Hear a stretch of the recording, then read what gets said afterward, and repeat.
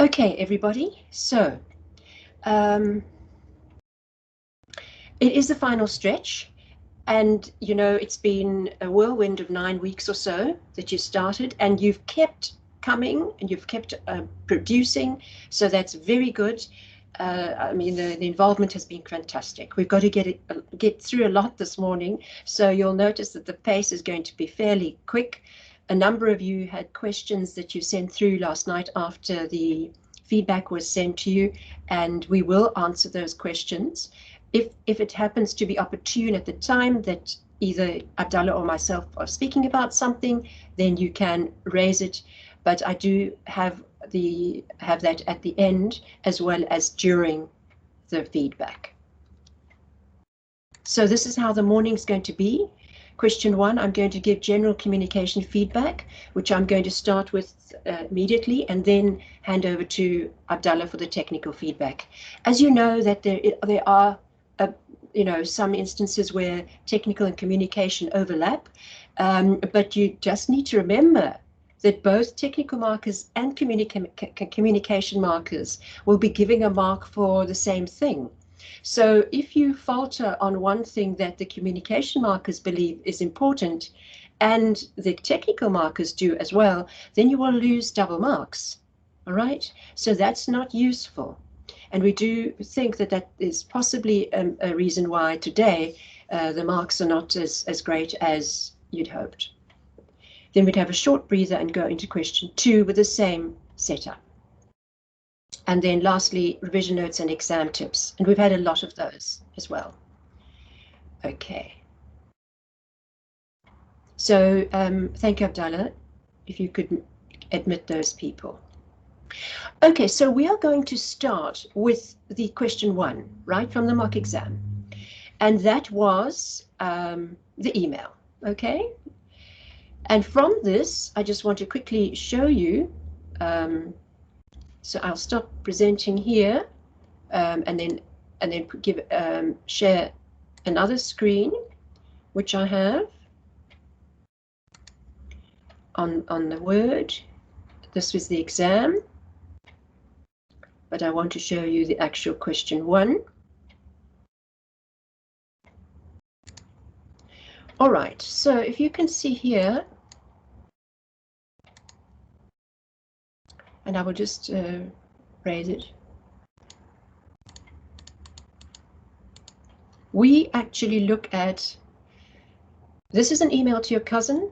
We look at the length, that's 4 marks for the length. We look at the format, that's 6 marks. We look at the language, that's 15 marks. Planning and structure is also 15 marks, and our overall impression is 10. And if you falter hugely on the language or the planning and structure, then that will also impact on your overall impression once again. So the marks, you stand to lose there unless you are really attentive. Okay, so we can go into this just now, but the 4, 6, 15, 15, and 10, and that's generally how it works with the marks on the communication side. Okay. So let me just quickly say on the length, award 4 marks if the actual word count is between 575 and 600, or 2 marks if between 550 and 574, or 606 and 625 either way. So no marks if the word count is outside this range. And you need to count tables and graphs. It's not automatic if it is not automatic. If it's been set in there as an image, then it's not automatic, and you need to count that. So let's, and the format will be 6 marks. We want that. I'm going to show you 2 from, date, subject line. You've seen that from the sample solution, how that is placed, and the alignment, etc. And the what we call the angled brackets. Okay. So the language includes the choice of words, the register. This is your cousin. You grew up with your cousin. Your cousin doesn't have high mathematical literacy, so notation was an absolute no-no, and your examiner told you only plus, minus, divide, and multiply. And clarity is very, very important, but tone must not be condescending. And then your planning and structure, it would be useful for your email to have headings and sections for your cousin, just so that you can really guide your cousin to understand how the difference between the nominal and the effective and how that would play out for your cousin's pocket. Okay, and then of course the overall impression. So now I just want to go back to the PowerPoint and then let's see what we've got there. Okay, so how did you fare? We found that there were 4 clear passes, so that means 4 out of 17 who attempted got the exemption, and they got it without reservation. In 2 cases it was probable, and we had 4 borderline, but we had 7 clear fails, and the fails were very specific. Okay, so this was a consequence sometimes of inappropriate use of formulae and or calculations. We didn't want calculations in this. Some used a theoretical approach to explain the meaning of nominal versus effective. So nominal is one of those very theoretical words, and one should try and be as simple as possible for that. So your planning and structure. Some explanations were not suitably structured, leading to a lack of balance and emphasis. You know, I'm always on about the balance, that you should, honor the examiner by putting everything that is necessary in, and then within that, where does your emphasis lie? What is it that you need to get across? And the thing is that it was, Abdallah is going to go into this more detail, so I'll leave that out. But even though the question wasn't technically challenging, only some came to an incorrect conclusion. And so that is just a bit of concern for us. Was it because you were under pressure, or is it because you don't understand that?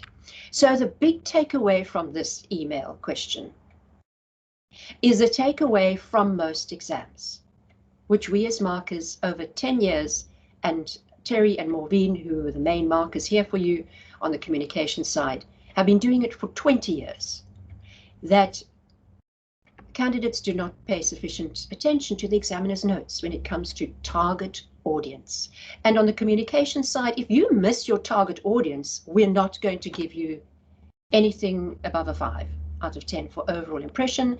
So it's quite likely that your language would be below 7 or 7.5 out of 15 because you just have missed that point. And your planning and structure, of course, because you see the tone affects your target audience, and your planning and structure as well. But you did benefit from format marks, which is great. You must include the subject line in your word count for when it comes to an email. And you also include it in a letter, but you don't include anything else, just that. Okay. And we do not penalize you if you have counted that subject line in or not, because we will do a check. All right. But you need to know that it is included. All right. But you must provide the word count. Many people did not provide the word count. You need to provide a word count, because on your notes for your exam, on the first page, it will state you need to add the word count. All right, for any written document, you need to add the word count. So just to go over here, an email to your cousin, don't forget that. All right, so here we go. It's length, it's format, it's language, it's planning and structure, and it's the overall impression. So I'm going to leave that here for the moment, because Abdallah is going to give his technical feedback, and then we'll open the floor for questions, unless you have a burning question about the communication right now.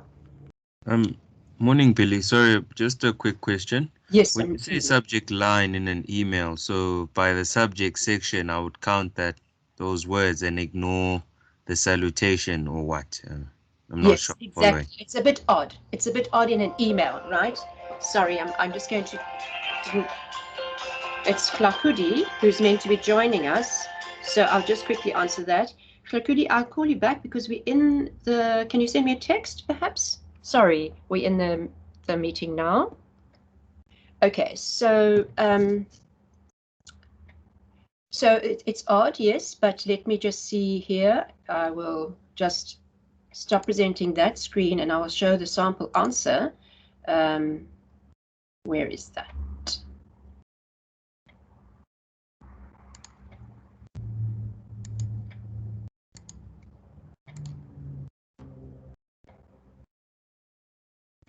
I think. Right, okay, so here we go. Can you see that sample answer, everybody? Yes, I can. Okay, clearly. So clearly, what we've got here is how to choose. Sorry, Flakudi's being quite persistent here. He needs to get in, I think. Flakudi, we are in the presentation at the moment. Hello? Yes. No, I'm busy presenting at the moment, Flakudi. Can I ask you to send me a WhatsApp? Because I'm compromised at this moment. Okay, thanks. But I will be recording the session. Okay, so as you can see here, if you can see my cursor, note it's very neat, all right? And also, so that tab comes there and they're all in alignment. The subject here, how to choose the cheapest loan, you count those words. Nothing else, you don't count subject. How to choose the cheapest loan. Hi, Alex, don't count that, all right? And just a question, not everybody had the attachment. This was a mark that we gave from the communication side, and not many people had that, and it's very important that you referred to that attachment as well. Okay, Mhleli, did that answer your question? Yes, it did. Thank you. Great stuff. Wonderful. Okay, so I'm going to hand over to Abdallah and then see if I can help Klakudi join the meeting or whatever it is. Let me just see. Hi, Billy. Oh, another question. Yes, Danya? Hi, Billy. Sorry, just off of Mhleli's question on the word count. I checked the word count and copied the solution into Word, and it looks as if the attachment words are also included in the word count. So I just wanted to get your opinion on that, please. So what you need to do is you need to make a physical count and you highlight the text that you need to count. And in Word, it will come to you at the bottom left-hand corner, so many words out of so many words. So you have to add that, and you add just the other ones that are there.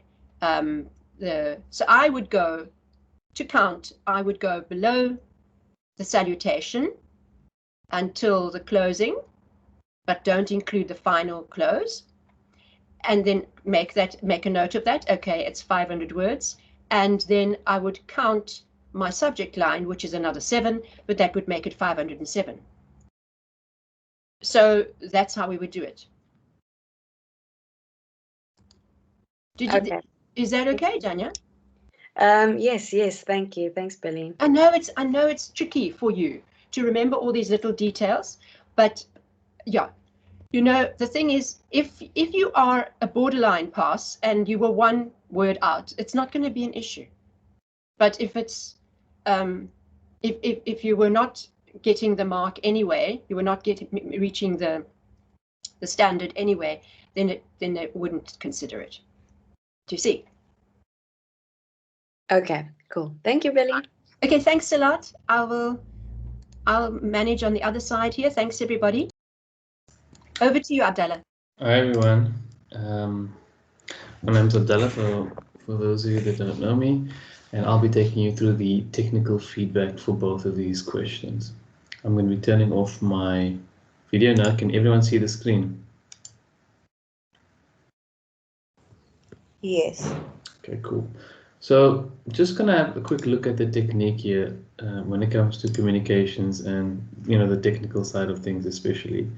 The reality is that it's a communication exam. So your primary objective is to communicate certain information, the given facts, the background, the notes, everything, and you ask a specific question. So you're using this to communicate this to a certain audience. So while it is a communication exam, students are still indirectly, directly tested on their ability to apply technical calculations or the like. So the idea is that the exam is indirectly testing your technical ability because this is an actuarial exam. you are communicating in an actual context, and you will be tested from a technical point of view. So if you mess up something on a technical point of view, you stand a good chance of not passing. I mean, it's okay to make a couple of small mistakes here and there, but major mistakes, a major departure is going to lead you to fail from a technical side of things. So the idea is that you need to consider all the information you're given. You need to follow the instruction. I mean, these 3 steps sound so simple, yet many students don't actually answer the question that they're being asked. Some of the students, they don't follow the guidance from the examiner, and mistakes in any of these will lead you to a technical fail. So let's unpack question 1 from the mock exam, which was to draft an email. At a high level, there are a couple of moving parts here. You are someone that works at a private bank, you structure loan deals. So the idea is that you are someone that understands loans, interest rates, nominal, effective, all of these things. And that is expected from you as an actuarial student, given that you've completed financial maths, fin maths. So that knowledge, that technical knowledge is assumed to be known, and you're assumed to be well versed in that. You then have your cousin. You were given information about your cousin. He's from a small town. He's a shop assistant, basic education. So your cousin had, you were given enough information to understand your cousin and his or her limitations of understanding. The context was a request for help. Your cousin asked you how to choose the cheapest loan. That was the primary question, and many students actually didn't answer that, or they thought they answered that, but they actually didn't. And in the scenario, we had 3 different loan providers that each quoted for their loans, or each quoted the interest rates on their loans in a different way. You were also then given notes from the examiner. So what I'm going to do now, which I find is probably a useful way of presenting this, is to take you through the paper and suggest how you should walk through this paper as if you were in the exam. So let me share a different screen.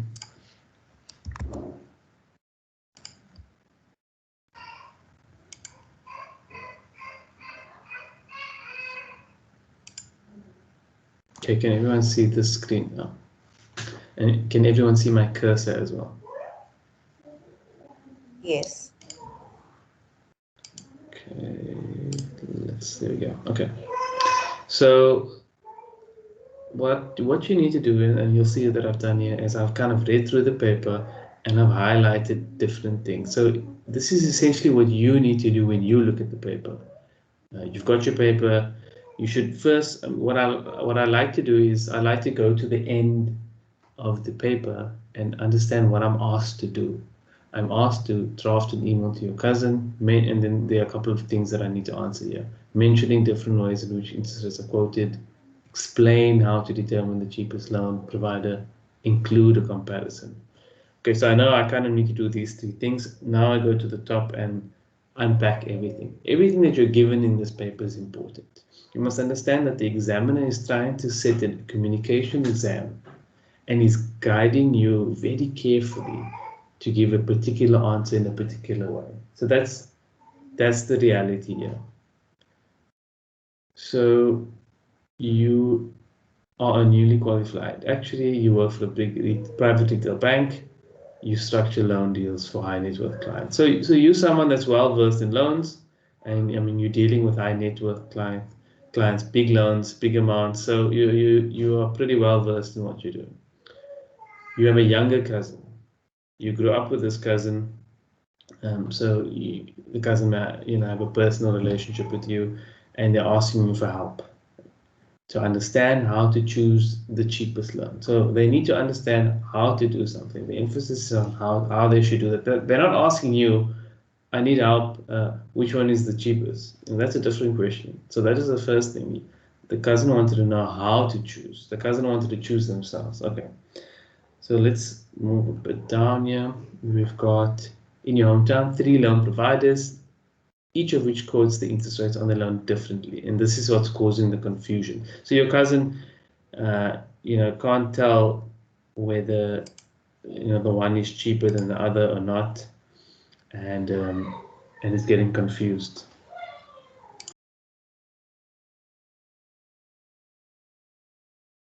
So here we've got the three providers, and you're told what interest rates that they are quoting.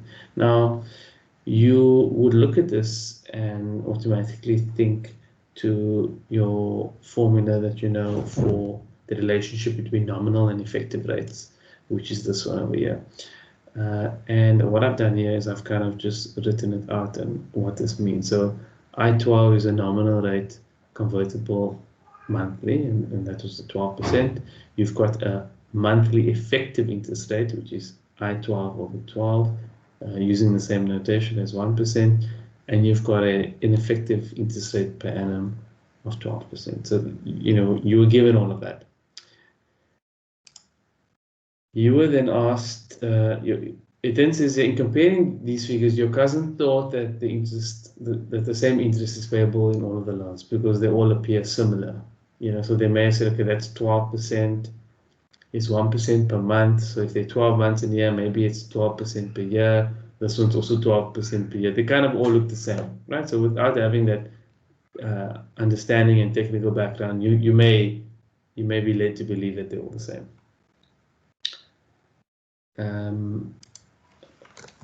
Okay, so then at this point, we are given the instruction. So the key to highlight here is that the examiner is telling you this. Remember, there needs to be a reason why the examiner told you this. And the reason is that they are in fact not all the same. And then this is something you need to communicate. So these are all the clues that you have and that we're picking up as we look through this. The examiner doesn't give you something for nothing. Everything the examiner gives you is there for a reason. Okay. Now you're asked to draft the email to your cousin. You're asked to do three things here. First of which is to mention the different ways in which interest rates are quoted. So you need to explain or mention very briefly to your non-technical cousin the difference between nominal and effective rates. Okay, so that's not something that's easy to do. And that's a communicative challenge. That's a bit of a challenge, but this is what this exam is all about. Explaining technical content to a non-technical audience. Then you're asked to explain how to determine the cheapest loan. You're not asked which is the cheapest loan. The idea is that you need to help your cousin choose for themselves. Explain them how they should choose. And then you need to include a comparison of the rates currently offered to your cousin. So you need some form of table to compare. Some people went and did a graph. I would argue that's completely not necessary in this case. So you wasted time, and it could have been a bit distracting because a graph may be seen as quite technical versus just showing three numbers. Then you've got the notes from the examiner. You should assume the following in your reply. Now, the notes from the examiner are very, very important, always. They are guiding you. They are limiting your answer, or they're steering you in a specific direction. The first one was, your cousin is a shop assistant and only did basic maths up until grade 10 and only understand basic math operators, which is, these ones over here. So that was quite specific. What this means is, already at this point, if this came to your mind, there's no way that your cousin is going to understand this. Okay, we've got something raised to a power, and it just looks complicated. It's an equation, so that's already out of scope. So that's the first thing you need to get. And that's what the examiner was trying to tell you here. Okay. Now you may be thinking, if we just go back, and now this is where we have to apply our mind. So you need to take a few seconds to apply your mind and to understand what you need to do. You've got a nominal rate, you've got a monthly effective, and you've got a per annum effective. Now, in order to compare these and make a decision which one's the cheapest, the first thing we know that they all need to be on the same basis. They need to be like for like in order to compare. So we need to either convert them all to a nominal rate, all to an effective rate monthly, or all to an effective rate per annum. Okay. Now, in order for me, I need to decide which way I'm going to convert all of these. Bearing in mind that I'm giving my cousin a framework on how to do this himself or herself. And then whatever I'm going to explain to my cousin to do, my cousin is going to need to do this every time in the future. Okay. So already, if I think quickly and I think, okay, if I'm going to convert them all to nominal, I will have to get this IP on its own on one side of the equation, which means I need to get rid of this exponent here, which means I'm going to have to raise each side by 1 over p to the power 1 over p. Okay, so my cousin can't do that. That's out of scope. So I can't convert them all to nominal. Can I convert them all to effective? Well, these two are already effective, which means I'll need to convert this one into an effective rate. And how do I convert this nominal rate? Because it's convertible monthly, for me to convert into a monthly effective, I simply need to divide it by 12. Okay, so already I know that's a simple one to do, and it's in the scope. My cousin can divide. So if I tell my cousin, in order to compare provider A to provider B, you need to divide provider A's rate by 12, and then they'll both be on per month effective. Okay, now how do I? That was easy, so A and B can be compared like that. What about C? If I need to move C onto a per month effective, then I need this IP over 12 to get the per month effective, in which case I'm going to have to use this equation. That's a problem. Okay, so then you would have picked up, okay, that's a problem. But if I read my examiner's notes, my examiner tells me in point number 11, you have attached a handout to the email that shows a table that converts monthly effective rates into annual effective rates. So we've got a table that does this for us. So now I've got a table that can move between B and C. So if I decide, okay, I can do, so my options are, I have two options now. I can either use monthly effective, and it's easy to convert A into a monthly effective rate, and it's easy to convert C into a monthly effective rate because I just look up the value on the column here on this table. So I can get everything in terms of B, or I can get everything in terms of C. Once I've converted A's rate into a monthly effective, I can then look that equivalent monthly effective rate up on the table to get an annual effective rate. So that was the whole point of putting the table in here.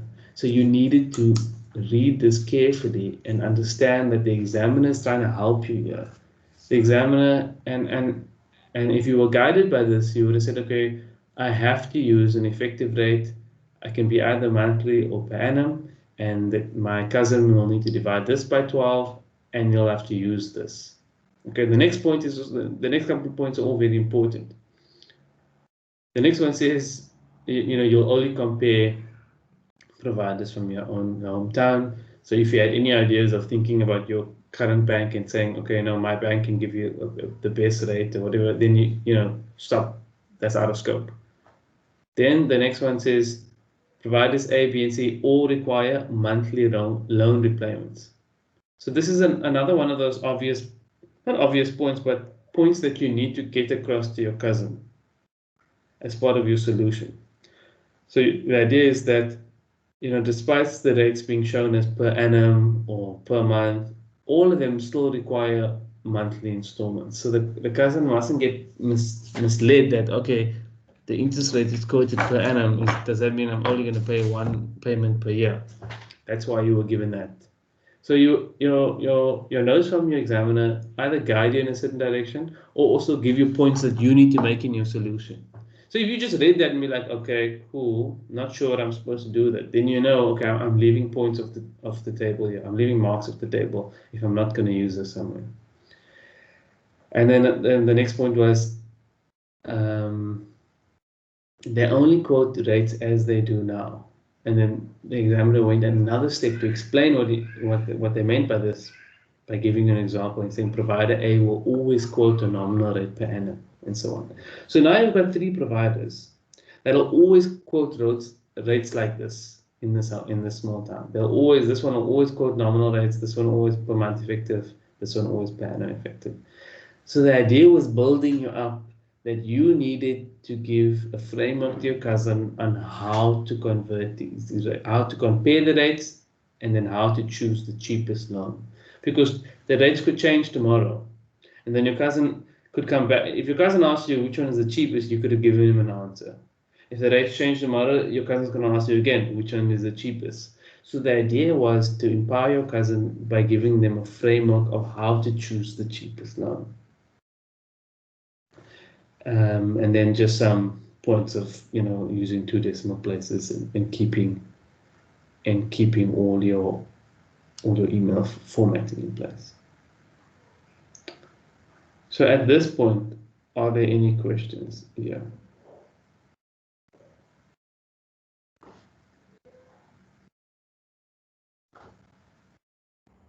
Nothing in the chat. So did everyone understand the interest rates that they were given in the way they were given?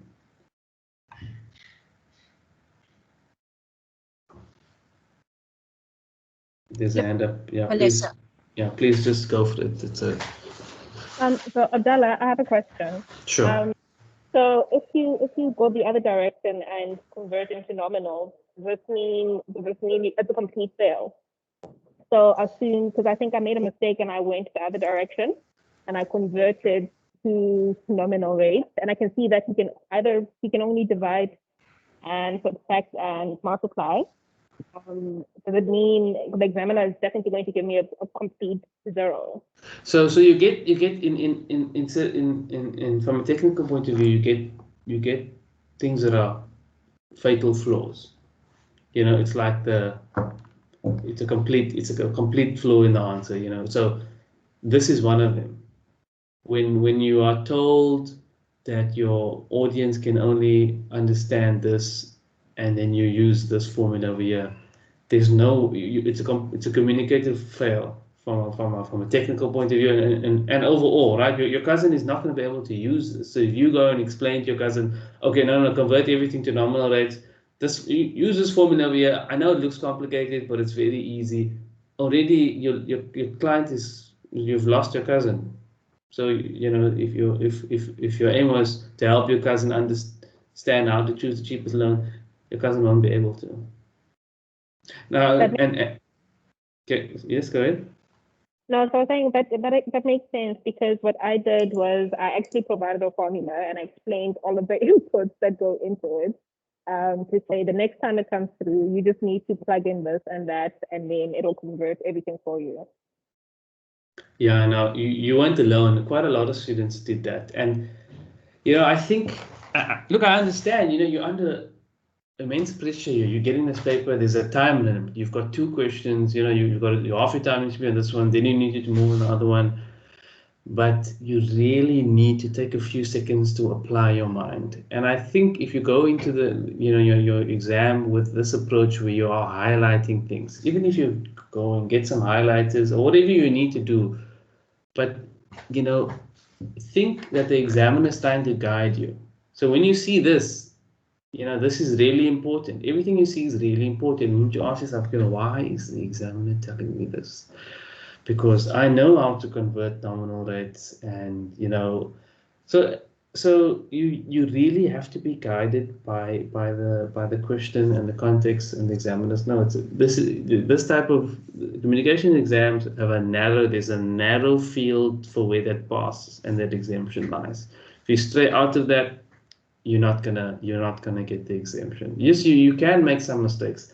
Students got exemptions. The ones that got exemptions, they still made mistakes. There were still small mistakes, or they left some marks off the table, but they weren't fatal. They collected most of the marks, and you collect most of the marks by answering all the different pieces. So each of these things have a mark to it. So, for example, your cousin, it says here, your cousin thought they were all the same. By mentioning in your email, they may appear similar, but they're not all the same. There's a mark for that. And then including the comparison table. Now, some people just put in the rates like this on that table. That's not really a comparison table, because you can't compare them like that. So the idea was also with your comparison table, it needs to be comparable. And you also need to make it clear. You need to be like, well, here's provided A, B, and C. And then on top of that column, here are all the rates in a per month effective. And then you put all the rates. Now the cousin can see, okay, it's all on this basis. I can compare it now. And yeah, are there any other questions? Abdallah, I'm just going to jump in there from the communication side while people are thinking if they have any questions, to say that everybody, that's exactly what we would do on the communication side as well.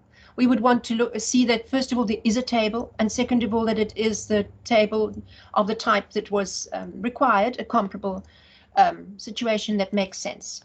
Okay, so here again, it's on the communication side that you would have lost as well if you didn't do that, or you would have gained if you had done it well. Sometimes it's a good idea to think of, put yourself in this position. Put yourself in the position where you have a cousin, maybe. Just, pretend you have a cousin, or think of a cousin that perhaps suits, that matches the same. They don't have this technical understanding, and you're trying to help them now. And you need to be able to explain it to them in that way, in a way that they can understand. And nominal rates, there were, I wouldn't say there was a huge number of marks, but there were a decent number of marks in explaining the difference between nominal and effective rates. Saying things like, the nominal rate is the quoted rate. It tells you when it says convertible monthly, it's telling you how many times interest is paid per that year. It's not the actual interest that you earn. You need to convert it into an effective interest rate to know what the interest that you're actually paying. The effective rate is the interest that you're actually paying, and so on and so forth. So there's some marks for explaining that, which required you to have an appreciation for that as well. So it's important to have a good grasp of your fin maths and other technical areas of the course. Go ahead. So Abdallah, how long did it take you to create this color, this highlighting that you did here? I just want to gauge how long actually. I when I did this, I did it. It looked for me. I already had a good understanding of this question, right? So it wasn't. It was very quick for me to do this because I already understood the question and I marked this question in depth. So it was kind of unfair. When we do the next question, that one I did in real time, and I took cognizance of how long it's going to take me to do this, and I put myself in that exam pressure. So the idea is that you mustn't come into your exam with 10, 100 different colors, and that could be potentially a waste of time. But one highlighter is sufficient, and highlighting the key things, because it acts as a checklist. You can see I've effectively got a checklist here. Now when I'm crafting my answer, I'm not going to forget this point here, number 6. I'm not going to forget that. If it wasn't highlighted, it's going to slip through. Like, what's not highlighted in this page kind of gets lost now that I've highlighted these certain things. And that's the idea. I want to highlight the important things, and this forms my checklist, which I will show you now in a second when we go back to the slides. But the idea is that, yeah, it's lovely the way you've numbered it. I mean, it's not only the highlight, it's the numbering that's great, because that makes it a checklist with the numbers as well. So you've got you can use one highlighter or 2 different colors if you want, but you can put the numbers on there, and I do that all the time in lots of different areas where I need to make certain points. If I'm taking notes in a client meeting or writing stuff in a book, and then afterwards I'm like, okay, cool, highlight something. This is really important. I highlight it. Now it stands out for me. And if I'm skimming through my notes, the highlighted points are the ones that jump out. That's just how we work and how our brains work. Caitlin has a question. Caitlin? Yes, please go ahead. Thanks, Billy. It's just related to Palesa's question on the highlighting. So given that the exam is now in Moodle and we don't really have, access to a PDF, which is easier to highlight, do you have any suggestions on how to approach it from that point of view? Because I don't think we can highlight and make notes in Moodle. Well, not that I'm aware of. Billy is Okay, so the thing is that you're allowed to have your scrap paper next to you. I would use that. I would use, as I, you know, on your first reading of your paper, you're reading for sense and for gathering the general feel of what's there for that question. On the second one, I would write my lists then. Then I would actually write it down if you can't find a way to highlight. But try, if you've not done it before remotely, somebody might have done it remotely before and tried to highlight.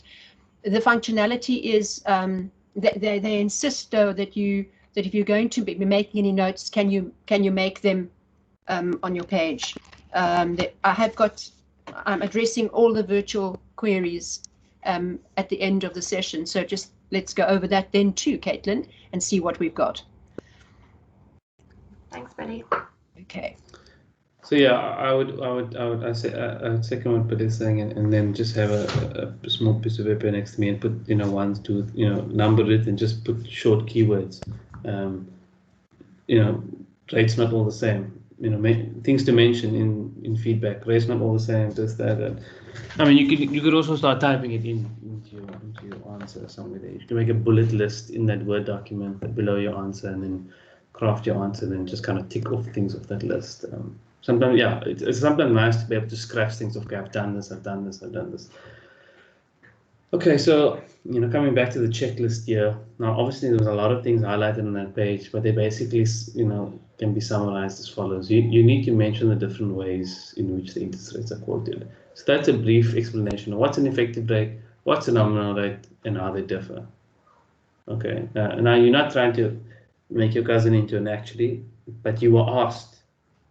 You were asked to do this. Mention the different ways that they quoted. So you need to mention that it can be quoted as a nominal rate. This is what it means. It can be quoted an effective rate, and this is what it means, and kind of how they differ.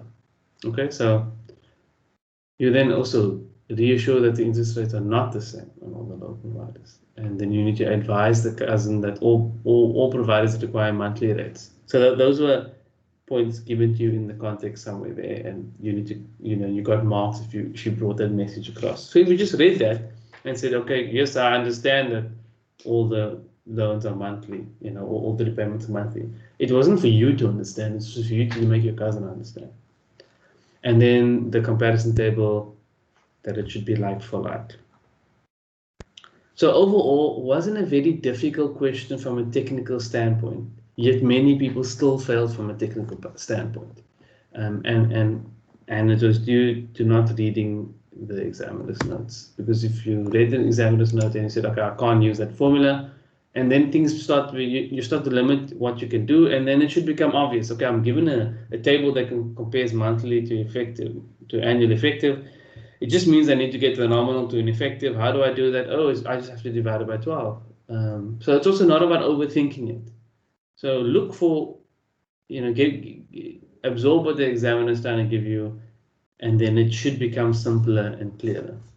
Because it's not really a technical exam, but it happens to be in some ways. Yeah, that is the other thing. Students didn't make it clear that, okay, I'm going to show you how to compare the loans. These are the 3 steps you must do. So that is now making it very clear that you're providing a how-to guide, you're providing a framework to compare. And you can mention, you can use this even if rates change, because the examiner told you that they'll always be quoting like this. Or you can say, since these providers will always quote their loan rates like this, you can always use this framework. The framework obviously had to be designed around a cousin who could only do basic math. Okay, so that's how you use kind of all the points, the key points that you were given into structuring your answer. And the students that didn't use the handout, I mean, you really had to be scratching your head. Why did they give us the handout if we're not going to use it? So if you're about to answer the question, you're not going to use a handout, you really got to think to yourself, okay, wait. Why was I given this handout? So there needs to be enough time spent applying your mind before diving into your answer. I feel like students just dive into the answer. Okay, cool, I'll just convert it into nominal, that's it. So be more aware of that. Any questions at this point? I think we've covered this already, where the key mistakes were in terms of expecting your cousin to use this, not answering the question. Some people just said, okay, you know what, the first two loan providers have the same rate. Actually, the third one is the cheapest, go with the third one. That wasn't the question. The question was giving your cousin the framework on how to choose and explaining that to them. The last point I want to make is this story with the loan repayments. Now, for some reason, some students felt like it would be a good idea to explain the cheapest rate by virtue of an example. And then they said, okay, well, if your loan repayments are X amount, then under this interest rate it'll be this much, under this one it'll be this much. You can see that this one is a cheaper one, go with this. So that's problematic for a few reasons. The first of, you've now introduced something complicated into this thing. I mean, your cousin did not mention anything about a loan repayment. You don't even know how much the loan is. You don't even know if they want to choose a loan. They just want to know how to choose the cheapest loan. You know, they could be helping somebody else out. They just could be trying to educate themselves. So now you've brought this thing, a foreign concept in here about loans and amounts. And remember, the examiner didn't say anything. It would be a different story if the examiner said, show by way of an example using monthly repayment amount, or show by way of example based on a loan amount of 1,000 rand. Now, then that's a different story. It's easy to compare loans based on the interest rate, because it doesn't matter how much the loan amount is. All you're really interested in understanding which one has the lowest interest rate, because the one that has the lowest interest rate has the lowest repayment amount, assuming the loans are all in the same period. It doesn't matter what the principal that you're trying to loan is. What's most important is the interest rate. So some students went down this path of starting to give examples based on loan repayments. Most of them would have not passed, not because of that entirely, but also other things. But then there were cases where they didn't do the calculation correctly. They just said, no, if your loan is like this, then this will be your repayment. But they never, and they just assumed a fixed interest rate. Now we know that the interest that you pay on a loan is based on the outstanding loan at each time point. And each of your repayment has a component that goes towards repaying the principal, repaying the loan, and then an interest component. So they messed that up, and now you've given your cousin a complicated example to show this, and then that is wrong as well. So now it's a real technical mess up, because you're using a bit of a complicated example that's also wrong to show something else. So be very careful of giving examples that are kind of out of the scope of the question, because also you don't have the time for that. So some of those students, like they did all of that, and then they didn't answer the actual question. So be very careful about moving outside the scope. Are there any questions?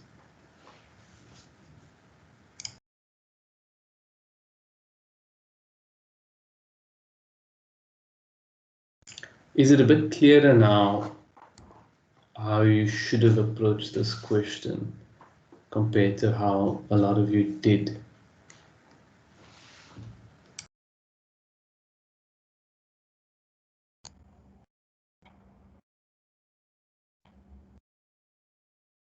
I think Palesa felt that a lot clearer now. Others, are you clear about the approach?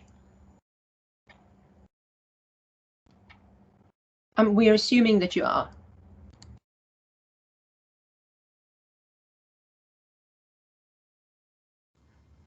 Yeah, thanks, Attila. I found that I also struggled with, understanding the use of the attachment. So I was scratching my head there, because got to a point where I felt like I couldn't explain anymore, and I knew that I needed to use it, but I wasn't necessarily sure how to bring it in. So yeah, there's a lot clearer seeing now how it could have been used. Cool. I think it's always a good idea to think, each of the points that you're getting from the examiner, it's either something that you need to include in your answer as a direct comment, telling your cousin that despite how the interest rates are shown, are quoted, you would still need to be making monthly repayments. So that's something you have to just mention. Or it could be something that it's steering you away from something. So, they steered you away from considering the bank that you worked at. Okay, so that's something where you're told not to do something or not to consider that. So to limit your scope. So that's the second thing. The third thing is they're kind of guiding you towards following a certain approach. They wanted you to use the attachment. So that's why they gave it to you. You didn't have to create it. You didn't have to, you had a visual description of what it is. You got 2 columns. The one has the monthly, the one has the annual. It's showing for all these different interest rates. So I can just refer to it. And so I hope going into your final exam, you keep this in the back of your mind that this is given to me for a reason. It's either going to tell me a point that I need to include in my answer, it's going to steer me away from something, or it's going to steer me towards something. Because the examiner is trying to help you. You don't have a lot of time. If you could be very creative on how you answer this thing if you were given an unlimited amount of time, but that's not the case. Okay, I think we're done with that. Billy, do you want to move on to question 2? Yes, should we move to question 2, or would you like a quick breather, or should we just go on with question 2? Anyone okay with that? Everyone okay with that? Sorry, Billy, I just have one more question on Melissa, go for it. I think similar to Caitlin, I could identify that in the notes, the examiner has mentioned the attachment for a reason, but I think the challenge for me was I made the wrong conclusion as to why it's been added. So I completely missed that point of it helping my cousin to be able to convert from provider B and C. So I thought it's just for getting the communication or formatting marks, just to have an attachment in my email and mentioning it in my in the body of my email. But I totally missed, I guess, the technical side of it. So my question is there, how do we try to help ourselves to get to the right conclusion as to why something is added? Sorry, I just wanted to say from the communication perspective, it would have been useful for you to refer to the attachment because you want your cousin to make to have the opportunity to make the conclusion themselves later on in the future, so they don't need to come back to every time there's a new loan. And if because he didn't say or she didn't say how much the loan might be in the event of it, it's there to be used because the effective, as you've shown, is the right is the real. That's the reality of the amount of the loan, and if it's quoted as nominal, which most advertising does, then at least there's a conversion table for them. So that was the reason why you would refer to it. Sorry, Abdullah, I jumped in there. No, that's exactly it, Billy.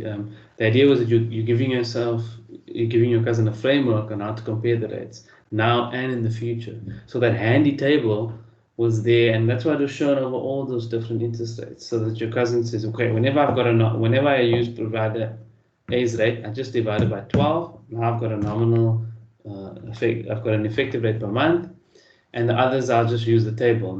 So the cousin needs to understand this is how you convert nominal rate to an effective per month. You just divide by 12. If you've got a nominal rate that's convertible monthly, you divide it by 12 to get a monthly effective. And that's easy to do, right? Then you've got this table, and now you can compare them all on a like for like. And now you don't need to ask me again in the future on how to do this, because interest rates can change, and the table the attachment you've given them is quite a wide band. So That was the key thing. So you really need to ponder on what's going on. And you know, if you don't work in this space, if you don't work in loans, you don't work with FinMaths, then sometimes it's hard to kind of grasp what is going on. And some of you may have found it with question 2. If you don't work in investing or in the retirement space, and you don't have a grasp of regulation that restricts asset allocation and what that means, then it may have been a challenge from a technical point of view to understand what is going on and what you effectively need to communicate across. So if you don't understand the change that they're describing in the question, then it's hard for you to communicate around the change that you don't understand. So Palesa, from the communication perspective, I don't do FinMaths, right, and so on, but I know that this is my cousin, and I want to ensure that my cousin will have everything that they need going forward. So that's the perspective that I'm coming from. And perhaps you were overreading into what was there. Perhaps you were seeing that these are actuaries that have set the exam and they want to see whether I understand all these, the conversion, and can I provide such a attachment myself or something like that. So it comes back to maybe reading into it too much in one direction. Again, remember, it's just for the cousin.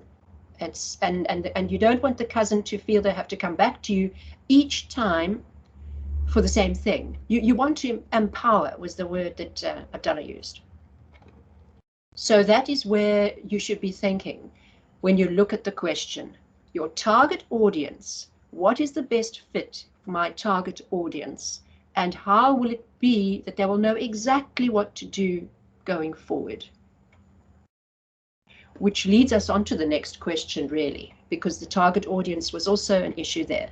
So does that answer help a bit? I think also it's experience.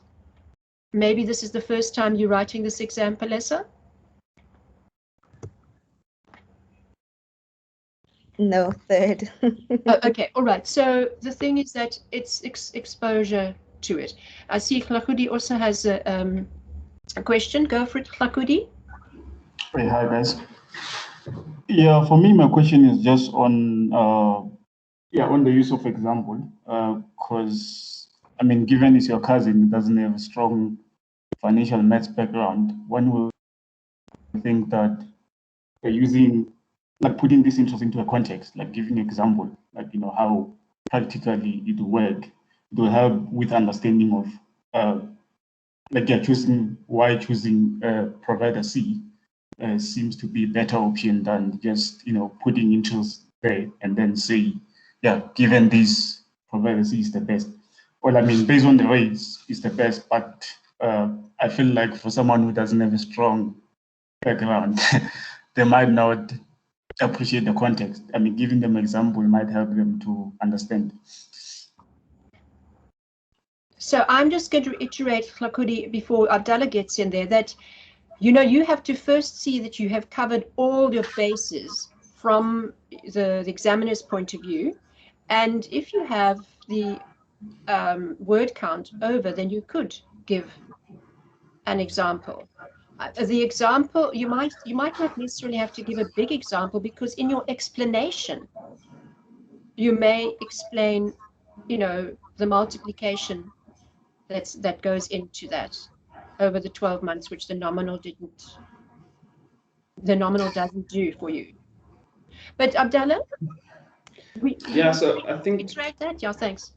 I think that the key thing is that, you know, it's already quite simple that in choosing the cheapest loan provider, you're choosing the cheapest interest rate, you know, and now to bring in the fact that you've got a loan amount and you're paying it monthly, and now you're calculating how much the interest is on this loan and you're calculating the payment, that's a bit of a departure now.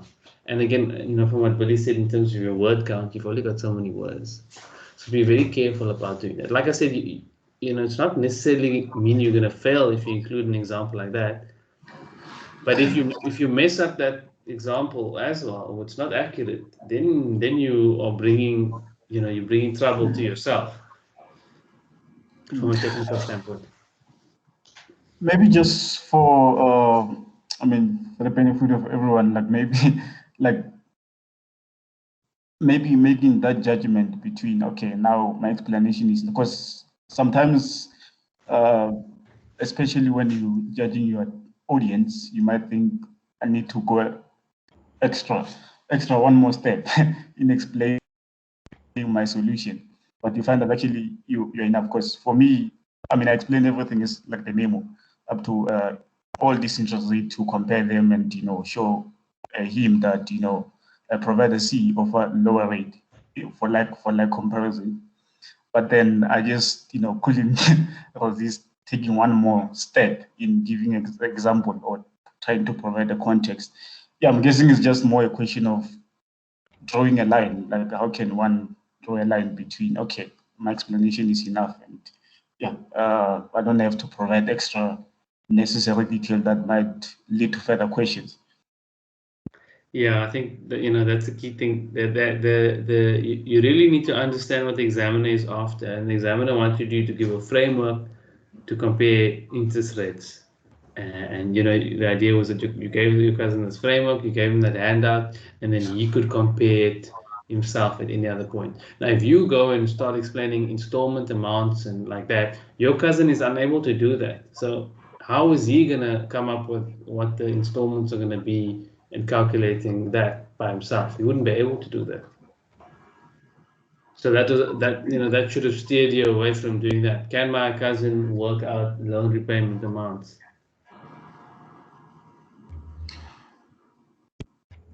Yeah, okay.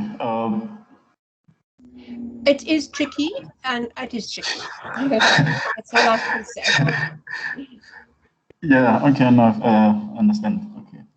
When I explain all these things, I make it sound so simple and so easy and so obvious, but it's really not the case, and this is why we need to practice and train ourselves. And when we do these things, when we do past papers, we need to do it under time pressure. We need to take it completely seriously, not check the memo, and think. And what's a useful way of practicing is do the question based on what you thought, based on the information given. And if you find the memo was something completely else, then you need to scratch your head and ask yourself, how did I get it so wrong? How did I miss this? Or how did I get on this path now?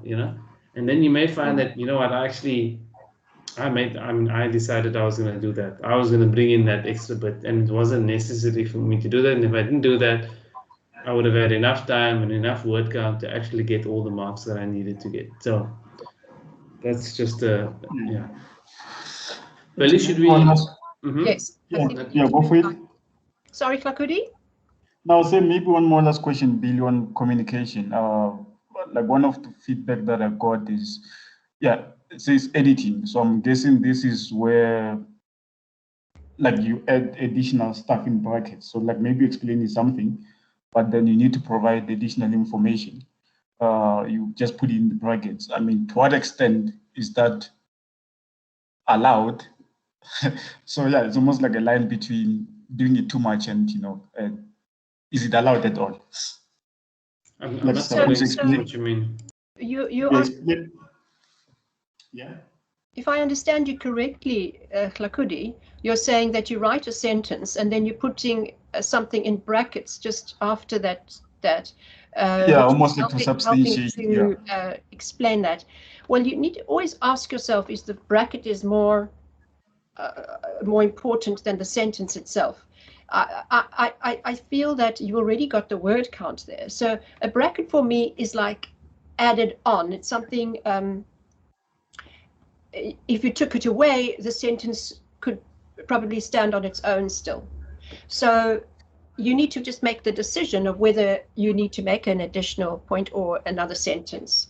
So that bracket is, there's certain purposes for that bracket. And it's not great if the whole email or whatever correspondence you have has got a whole lot of information that's in brackets all the time. You understand? So that's not great. So ask yourself, is this important enough to put in a sentence on its own? Is it, is it bigger than the actual point I've made in the sentence that's there.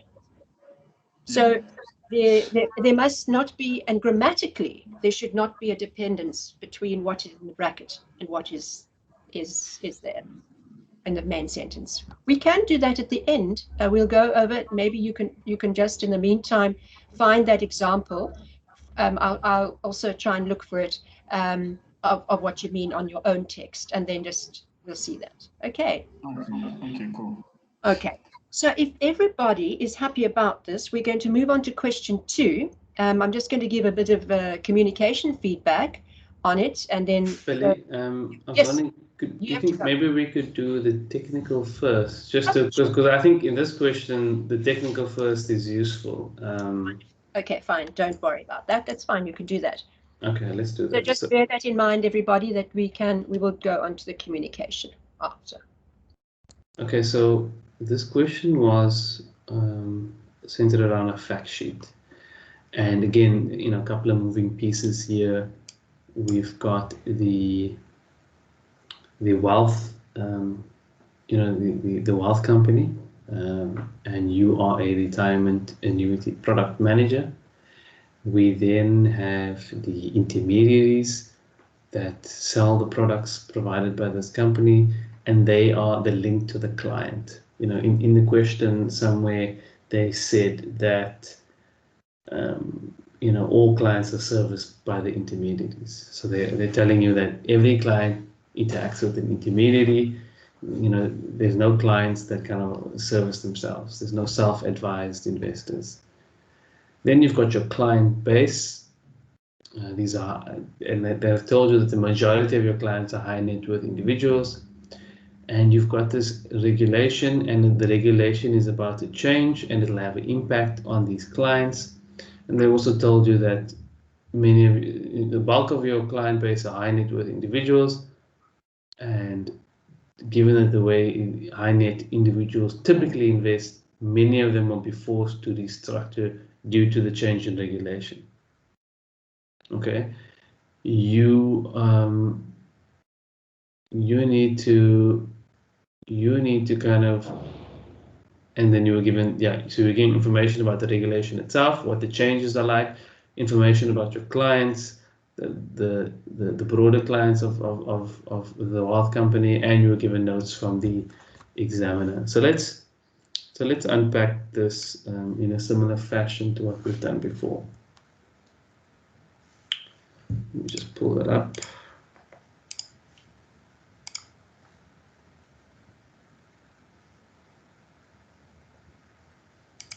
Okay, can everyone see my screen? Okay, so when I did this question,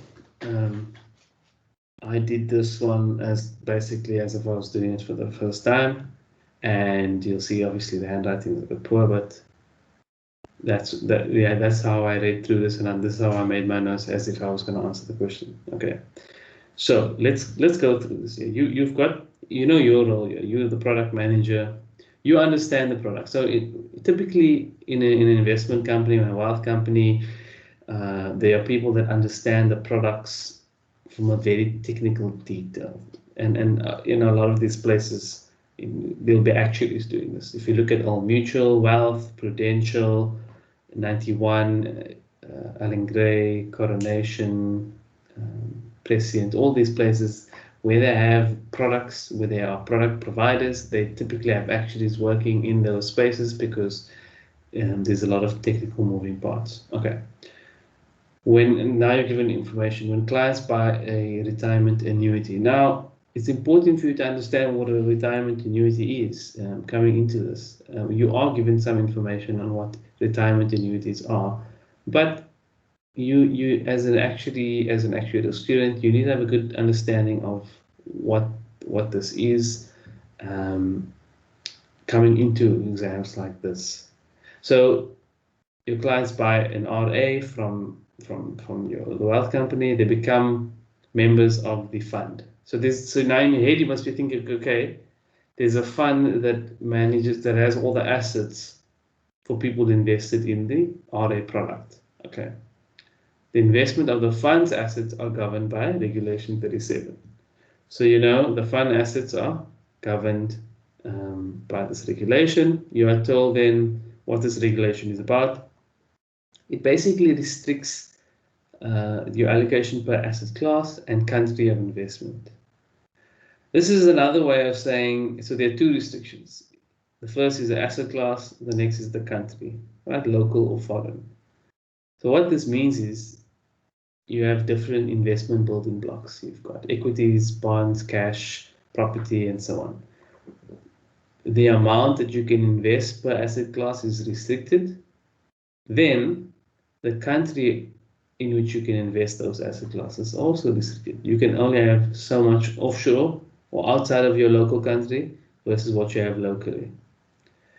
They're telling you it's currently applicable. The current regulation is applicable to the fund at a fund level.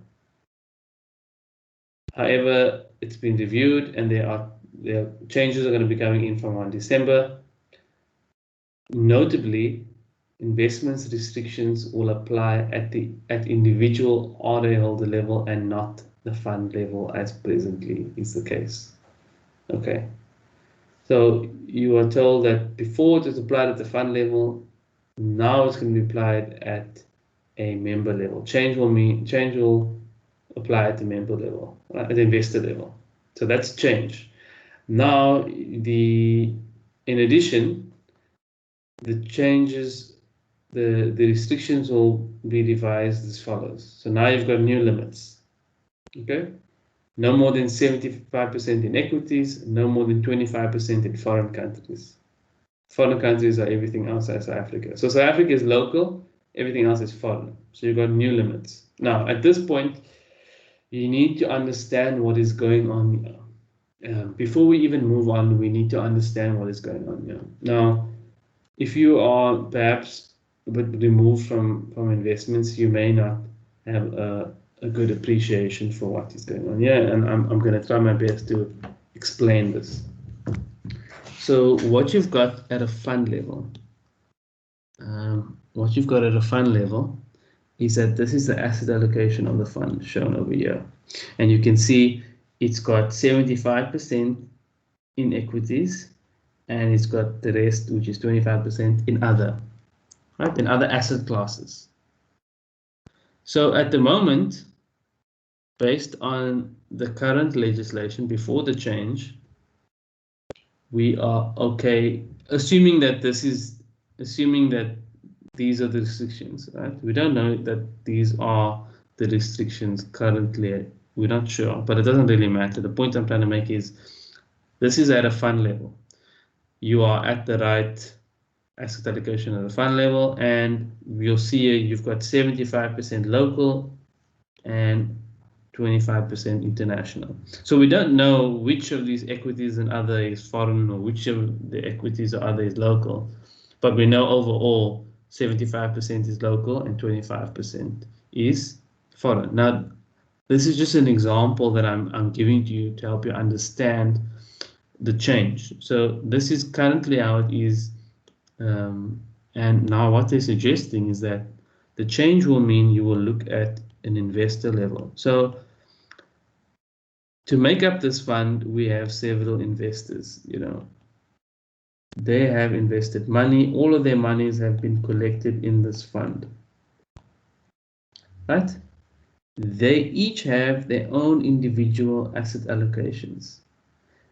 They've got their own allocations. So some will have, I don't know, 50-50 equities and other, and they'll have, maybe a lot more foreign and much less like this, and some will have the opposite, much more local, much less equities, much more other, and then you've got the case where it's like very little other and lots of equities, and so on and so forth, and then maybe 50-50 like this. But currently, once you mix them all in one pot, as long as it's in these allocation, then they satisfy the regulation at a fund level.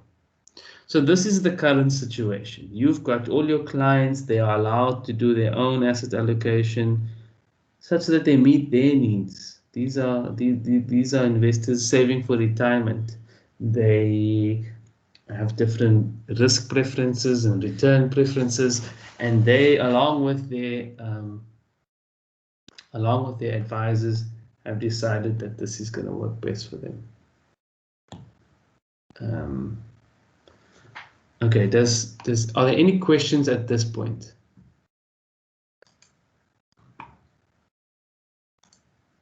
Is there anyone that did not understand this part? So this is the current situation, and this is how it's set up. Now the change comes in and says, you know what? The regulation is not going to apply at a fund level anymore. It's not going to apply at the fund level. Instead, it's going to be applied at each investor at an individual level. Now, each individual's asset allocation has to be based on these restrictions. So you can see you have an investor here that's got 75%, roughly 75% foreign. They are only allowed to have 25% foreign. So this is going to have to be restructured. This investor is fine from a country allocation, and they're also fine from a asset allocation. This investor is fine from an asset allocation, but this one over here has got maybe more than 75% in equities, not fine, and then also more than 25% in foreign. So this investor is going to have to make these that's the restructuring that's going to be required. So that was the kind of, you need to have understood that. And at this point, is there anyone that didn't understand that? Was some of you lost about that point? Feel free to share now.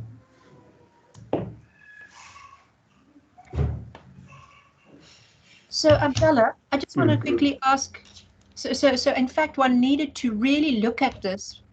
It wasn't like it was necessarily 100% of the person's portfolio. It was specific components of the portfolio that needed to be adjusted. And then I found that my first reading of it, I jumped to a conclusion which I had to adjust. Now, of course, I'm just a communication marker. So then I saw it in very simple terms with that 75-25. And then I backtracked and realized, no, hang on a minute, it's not that. Yes. So I think we do have a tendency to jump to conclusions. That's why the second reading and being your own devil's advocate for your assumptions is very important in reading that question. So you have assumptions about the question, write them down, and then go and check them, I think. So this is the case. Look, I mean, because I have experience in this specific area, it was easy for me to understand this question.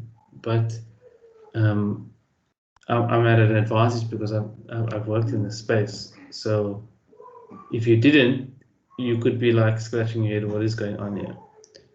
So it's important to really apply your mind and understand what is going on, and it'll become more clearer, and you may have gotten some guidance from the examiner as well. So just moving on, you would see then, okay, now they're telling us many RA clients will have to restructure their investments. Okay, this is particularly true of high net worth. Sorry, Abdallah. I have a question on the, the part that talks about the limits. So in my, the feedback that I got was that for the, the current application of Regulation 37, that the limits of 75%, 25% still apply, but at an aggregate level. But when I was reading the question, I didn't feel like it was clear what the current limits are. So I don't know if I just missed that part or what. So I understood that restrictions apply at a fund level, but it was not clear from the question that these are the limits that apply, but at a fund level. I'm not sure that I'm following you. So I went in this example here that I showed you here, I just assumed that the limits were as as these over here. But obviously, this is an illustrative example to show you what kind of, what the question was trying to achieve. We don't know what the fund level limits were, right? We weren't actually told. Yeah, sorry, I agree with you, but Okay. I got the comment that so the comment that I got in my feedback was that the 75%, 25%, which is the current, which is the maxima that will apply in the in the new application of Reg 37, that this is actually the current maxima that exists in the way that Regulation 37 is currently applied. But there was nowhere in the question where I felt like this was the case. So it was as if the person who was marking my paper felt that I could have said currently 75% in equities and 25% in foreign assets, but these apply at a fund level. But going forward, they would apply to the individual investor. But I'm just saying there was no way, when I read the question, I didn't feel like this was the case. So I don't know if there's something that I missed in me reading the question, because it was never clear that these are the current limits, but it was clear that these will be the limits going forward. So when I tried to give my example or explain to the advisors, I just said the current limits of per asset class and country of investment apply at a fund level, but going forward, there will be an additional limit. So I was just saying, I don't know if there's something that I'm missing. So when you said that now, it sounded as if you were saying the current limits will still apply at the fund level, but in addition, there'll be other limits. So well, yeah. Because the whole change is that it will apply at a holder level and not at the fund level. Yeah. So it's not going to be both. It's going to move from being only at a fund level to only at a holder level. So maybe in your explanation, it made it sound as if it's going to be applied at the fund level still, and in addition to that, at a holder level. Okay, So, maybe but yeah, just see how you feel after we cover the whole. Okay, whole it's session. fine. It's fine, thanks. Okay. So I will also have a look at that, Lerato. I've got your script. So there is another hand up, Abdallah. I Klakudi? can't see hands, so just jump in. Klakudi would like to say something. Sure. No, I think it's just a question that if it applies at individual level, doesn't it mean it will apply at the fund level implicitly? Yes, that's correct. So that was probably the whole point of making the move, right? If it applies at an individual level, you then move away from two things. You ensure that all the investors are well. You move away from the case where you can have investors like investor 1 that invest heavily offshore, or investor 3 that invests heavily in equities. You're moving away from that because you don't actually want that. You thought that if you applied it at a fund level, it would end up like that, but clearly as long as it balances out, then it's fine at a fund level. But now once you bring it at an investor level, as you said, implicitly it's going to apply at a fund level. Yeah. I think, Lerato, that is what the marker was meaning. Yes. I think I'm clear now, because I thought, it's not clear what the current limits are, but that going forward these would be the limits. So when in my explanation, I didn't say that the 75 and 25% currently apply, but at a fund level. But I get that obviously if these limits apply at an individual level, then it would have meant that they currently apply at a fund level. So I think I'm clear. Thanks. Great, Cool. Thanks, Abdallah. Okay, so now we give them information about our clients here.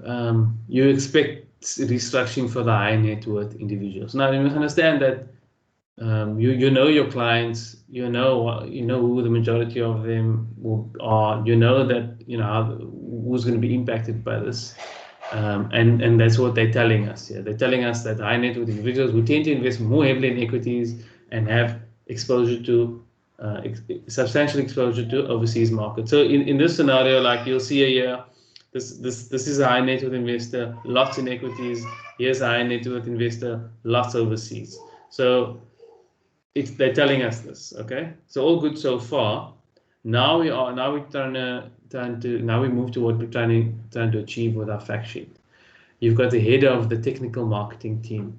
So technical marketing team is typically a team that needs to distill information to the intermediary so that they can give it to the client. So they're involved in kind of upskilling and educating the intermediaries to a level that the intermediaries can take this information to their clients. So they're often giving information to intermediaries at not a very technical level, but also not at a client level. The intermediary needs to intermediate that information to the client. So you need to give the intermediaries all the information in the important things. You also don't want to overload them. So you want to give them the important points such that they can carry that message over to their client in a way that's appropriate for the client. So you can't be overly technical, but you're allowed to be somewhat technical. Okay, because it's understood that these are intermediaries, they have training, they understand the products, they understand regulation. To be an intermediary, you write exams, product exams, class of business exams, you understand regulation. So there's a certain level of understanding in place. Now, the idea here, they want to be proactive in this transition phase to ensure clients that with the assistance of the intermediaries, they feel that their personal circumstances and risk return preferences are being catered for. In other words, they're telling you, we're expecting a lot of our clients to need restructuring, right?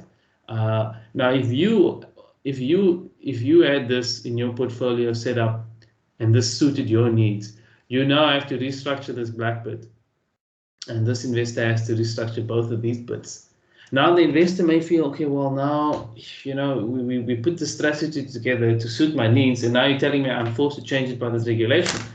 Now what's going to happen? So again, they're trying to calm the impact to investors. They're trying to help them, and they're trying to be proactive. They know they're going to have to make a change, and that this fact sheet is meant to enable intermediaries to manage this change. And the idea is that the fact sheet needs to allow the intermediaries to manage this change such that the investor will still feel that their needs are being met, that their risk return preferences are being catered for. Okay, so keep that in the back of your mind. The business has told the intermediaries that they need to contact all the clients by this date so that the changes can be done before 1 December. But prior to making contact, they need to upskill the intermediaries first. That's the point of this fact sheet. You are tasked with drafting a fact sheet for intermediaries aimed at outlining the key changes and how these revisions will impact the clients. Now you must think, you are trying to enable your group of intermediaries. So you need to give them all the information that they need, the key changes, how it's going to impact the clients. So you also need to allude to who our clients are, so that in their mind, they can be thinking, okay, I'm an intermediary, I've got 20 clients. You're telling me that there's a change in regulation, okay, and you're telling me it's going to impact high net worth clients. So if you tell me it's going to impact high net worth clients, then I'm going to think, okay, who are all my high net worth clients that are going to probably be impacted by this more than any of my other clients? So I can manage that. So you need to kind of get the message across of which clients are going to be impacted and how or why or something like that. There's the fact that there's a webinar coming up, and the fact sheet will be used as a base to explain the changes to the client. So they're going to use this to explain the changes to the client. You also need to now make sure that this thing has enough information such that clients will feel like their risk return preferences have been catered for. All right. So this is a loaded question. You've got use of specific examples would help clarify the notable changes. So the idea here is that you kind of showing your intermediary who this typical high net worth client will be, and what is the typical change that could happen. So you're going to give a kind of a high level scenario. Okay, if someone has an asset allocation like this, it'll mean they need to do this and this, and then your intermediary will understand. Oh, okay, cool. Now I understand that it's going to be a client of mine that has an asset allocation like this, and this is how it's going to be impacted. And then you've given a lot more information. So we know we've got a fact sheet. Now you must think. I've got 500, I got 600, 500 words, between 550 and 650 words to do a fact sheet. So it needs to be on point. And I've got a lot to explain. Right. More information from the examiner. A large proportion of the clients are high net worth. Consequently, many of these clients hold more than 25% and 75% of their portfolios in foreign and equities. So they're telling us that many of them are in this position where they've got more than 25% in foreign and more than 75% in equities. In other words, they're telling us many of the clients are going to be impacted. Many of the clients will need restructuring. Okay. Most clients' sole retirement provisions are this. So all of their money is in here, and this is where the bulk of their changes will need to be. It's not like they can put it somewhere else or move money out. They have to restructure.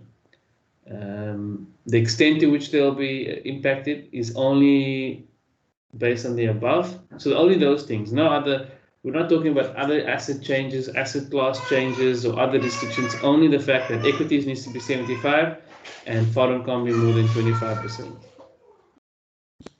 Clients are already committed to saving for retirement. So in other words, they're saying, well, it's not like the clients are going to say, okay, well, I want to take my money out, or I want to withdraw, or I want to move it to something else. I mean, there's probably restrictions on doing that, but the point was the examiner is trying to narrow your options. It's narrowing the options for the intermediary. Don't give them the option, don't mention the option to say, okay, well, if you don't like this regulation, we can offer you another option to take your money out. That shouldn't be on the table. Our clients are committed to saving for retirement. There's more information. Now here's the examiner trying to give you some information on what an RA is. If you don't know this already, the investor will have access to the RA at retirement age, which is considered from age 55 onwards.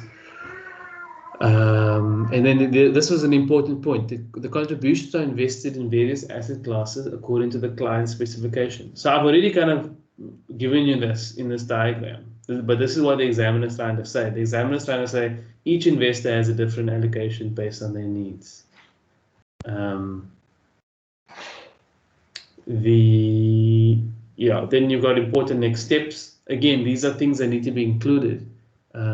Or the examiner is hinting it. They're saying that a wide range of investment options, both by asset class and country, are available to you. So now the idea is that you need to tell the intermediaries need to make it clear. Okay, if you're over the 75% limit for equities, we need to bring that down and move your money into other asset classes. But don't worry, we have a wide range of investment options to meet your risk and return requirements, to meet your needs. So you don't have to worry,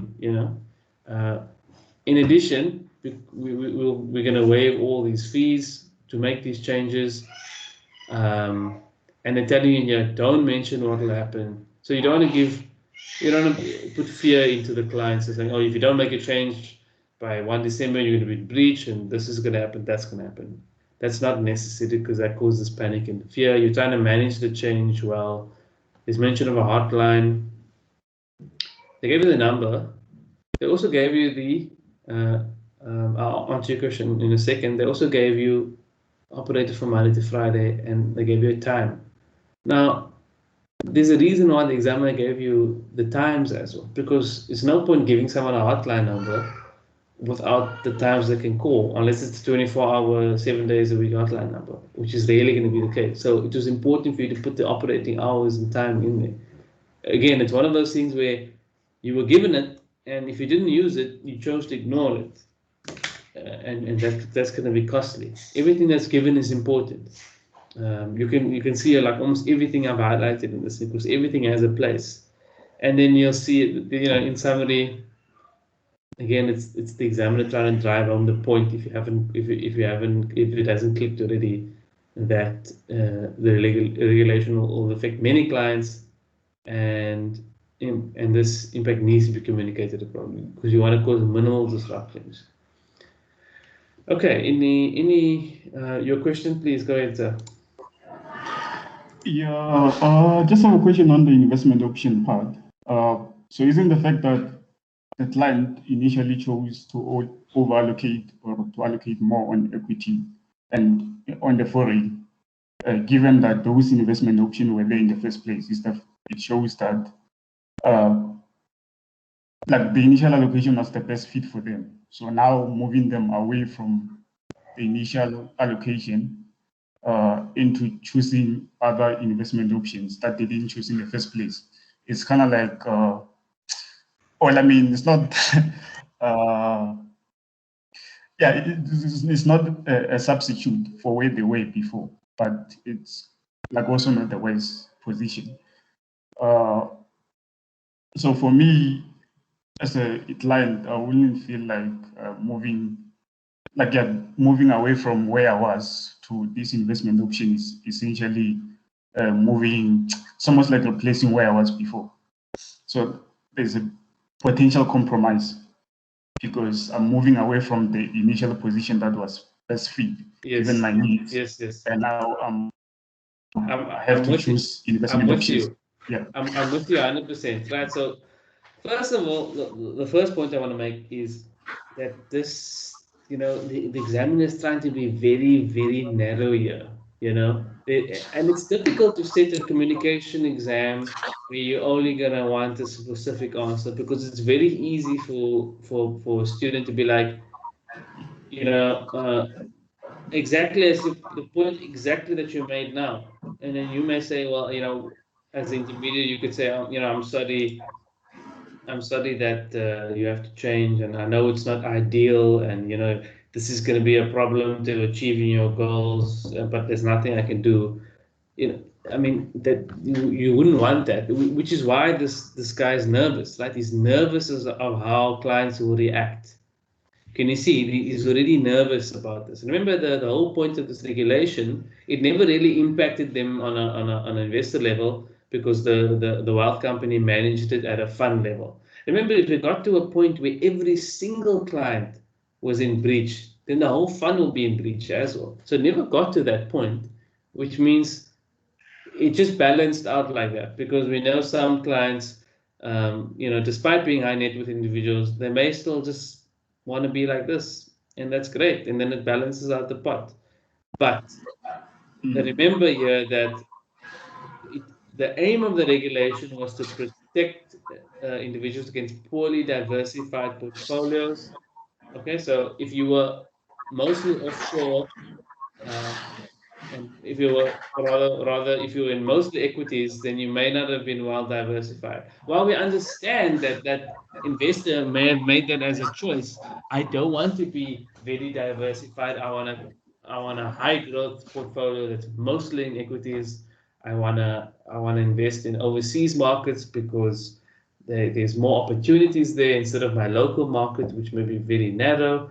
And that's why I want to do that. But the whole idea is, and we understand that this is regulation 28 in this country. So this is a current situation. We have regulation 28. It restricts investments within retirement vehicles like RAs. Now, but again, all of this is out of scope. This is out of scope for this question. So you mustn't lose sight of your scope here. And then that's why the examiner kind of told you that they're committed to saving for retirement. They're not going to change their mind about this. So these are all clues. These are all hints. They're telling you that most clients' sole retirement provisions are in here. So they have no choice really. They will only be affected to this extent. They're already committed. So those are all kinds of hints to be like, they're going to accept this change, and all you need to do is manage it by saying there's a wide range of options. We're going to help you. Right? Your head of your technical marketing guy said, They want to be proactive with the assistance of the advisors. They want to make the clients feel like their circumstances are being catered for. We are catering for you. You know, we've got a wide, don't worry about that. We've got a wide range of other asset classes, and we will help you out. So that you have to be guided by what the examiner is saying. You've got to listen to the hints, and you've got to keep your scope narrow. Don't start to introduce other things. Don't, you know, overread or underread. You've got to be spot on. It's a skill. I'll tell you that. It's a bit of a skill, and this is why students write this exam many times. You know, it's a skill that you get. The reality is communications exams are underestimated, and in the first attempt or the second attempt the student underestimates it, and then they realize after that, oh wait, there's a way I need to do this, there's a art to this, and then they start to understand it in their third attempt, and hopefully by the third or fourth attempt they pass. So sometimes it takes a bit longer, but this is why I hope these sessions bridge that gap. I never had this. I never had this kind of understanding and explanation, and I know that this will help bridge the gap. So that's why we do these sessions in the first place. Yeah, for me, I think my concern was just, I mean, I understand what you're saying, that you need to make the clients feel like they're not going to be in a worse off position as a result of this.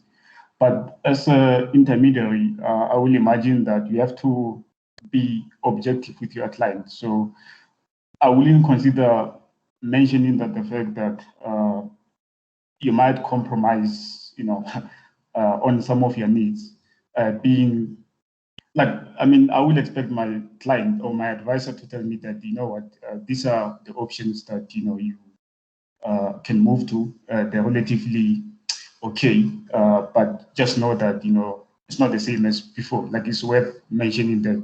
I mean, as advisor, I would think if a student writes something like that, it shouldn't be,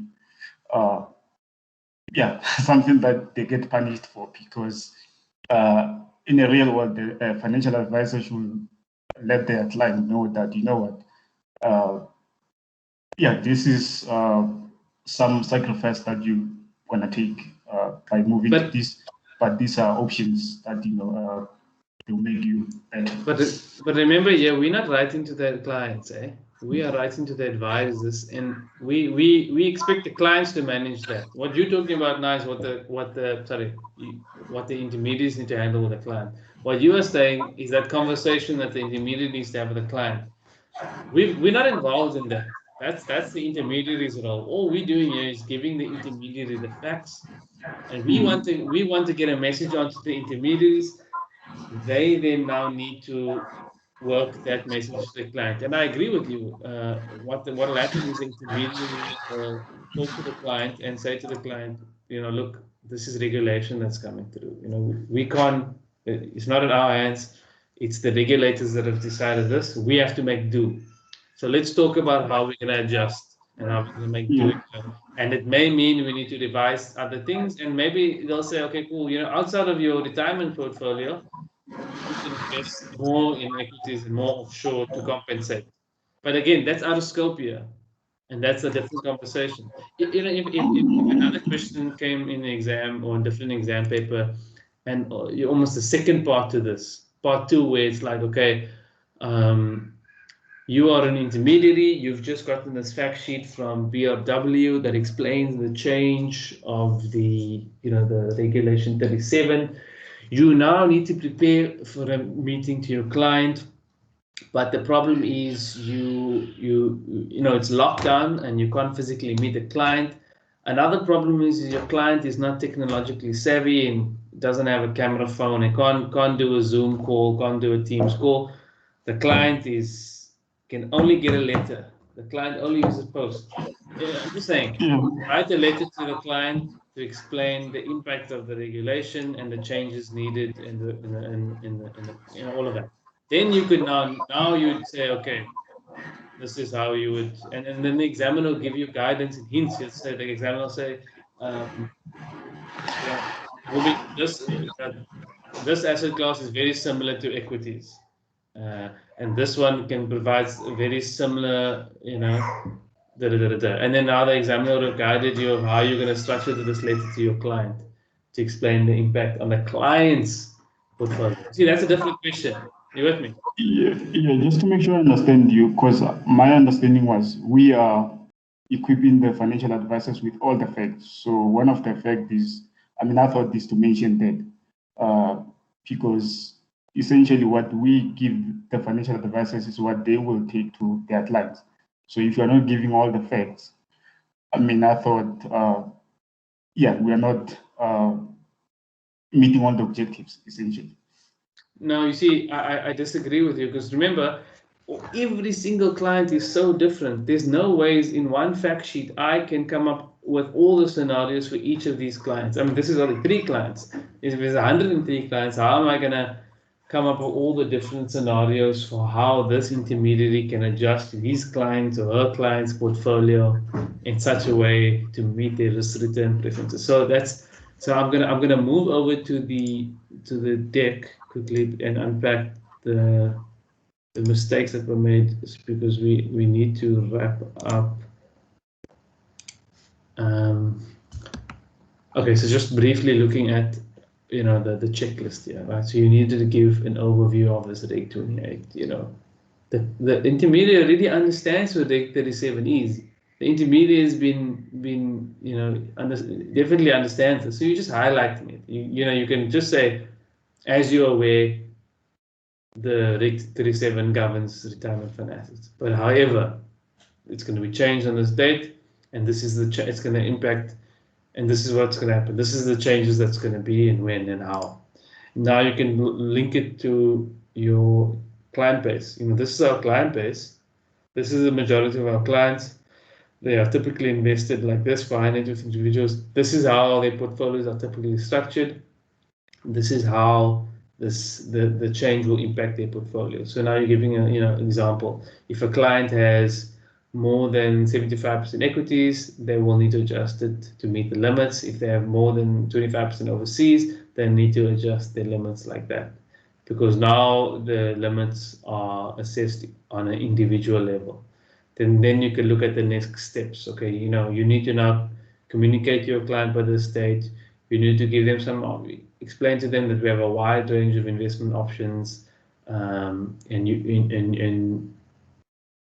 you need to help them choose how to make the appropriate changes to adhere to the legislation. Again, admin fee waiver, the hotline, there'll be a webinar. Remember, this fact sheet is for the intermediaries, so you need to mention the webinar and all the deadlines and all that, and that's really the checklist here. If I look at what went wrong, what could have gone wrong is that some people didn't understand what the actual change was and didn't communicate that effectively. And if you didn't understand that, then it'll be difficult for you to explain the impact on the client now. And so the examiner tried to give you all that information, but some people just didn't click because maybe they've never been exposed to this kind of example, or in practice, or in their past papers, so it may be foreign to them. And then some students went on, and this is the point that I wanted to make. Some students commented on the client profile, and they said, look, you know what, yeah, we understand now you can't be invested in this, and this is going to mean that you can't take on as much risk, but taking on too much risk is not a good thing anyway. Now you're starting to make comments on the clients where, first of all, that's not in scope. Number two, every client is different. They have different needs, different risk return requirements. So you can't make a blanket statement about that. And it's not your place to do that. That's why we have intermediaries. Intermediaries have a personal relationship with the client.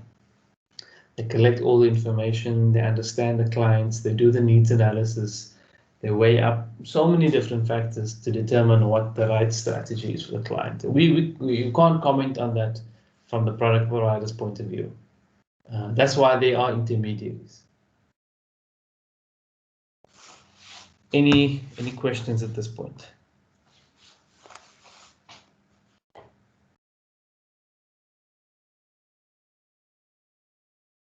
Abdallah?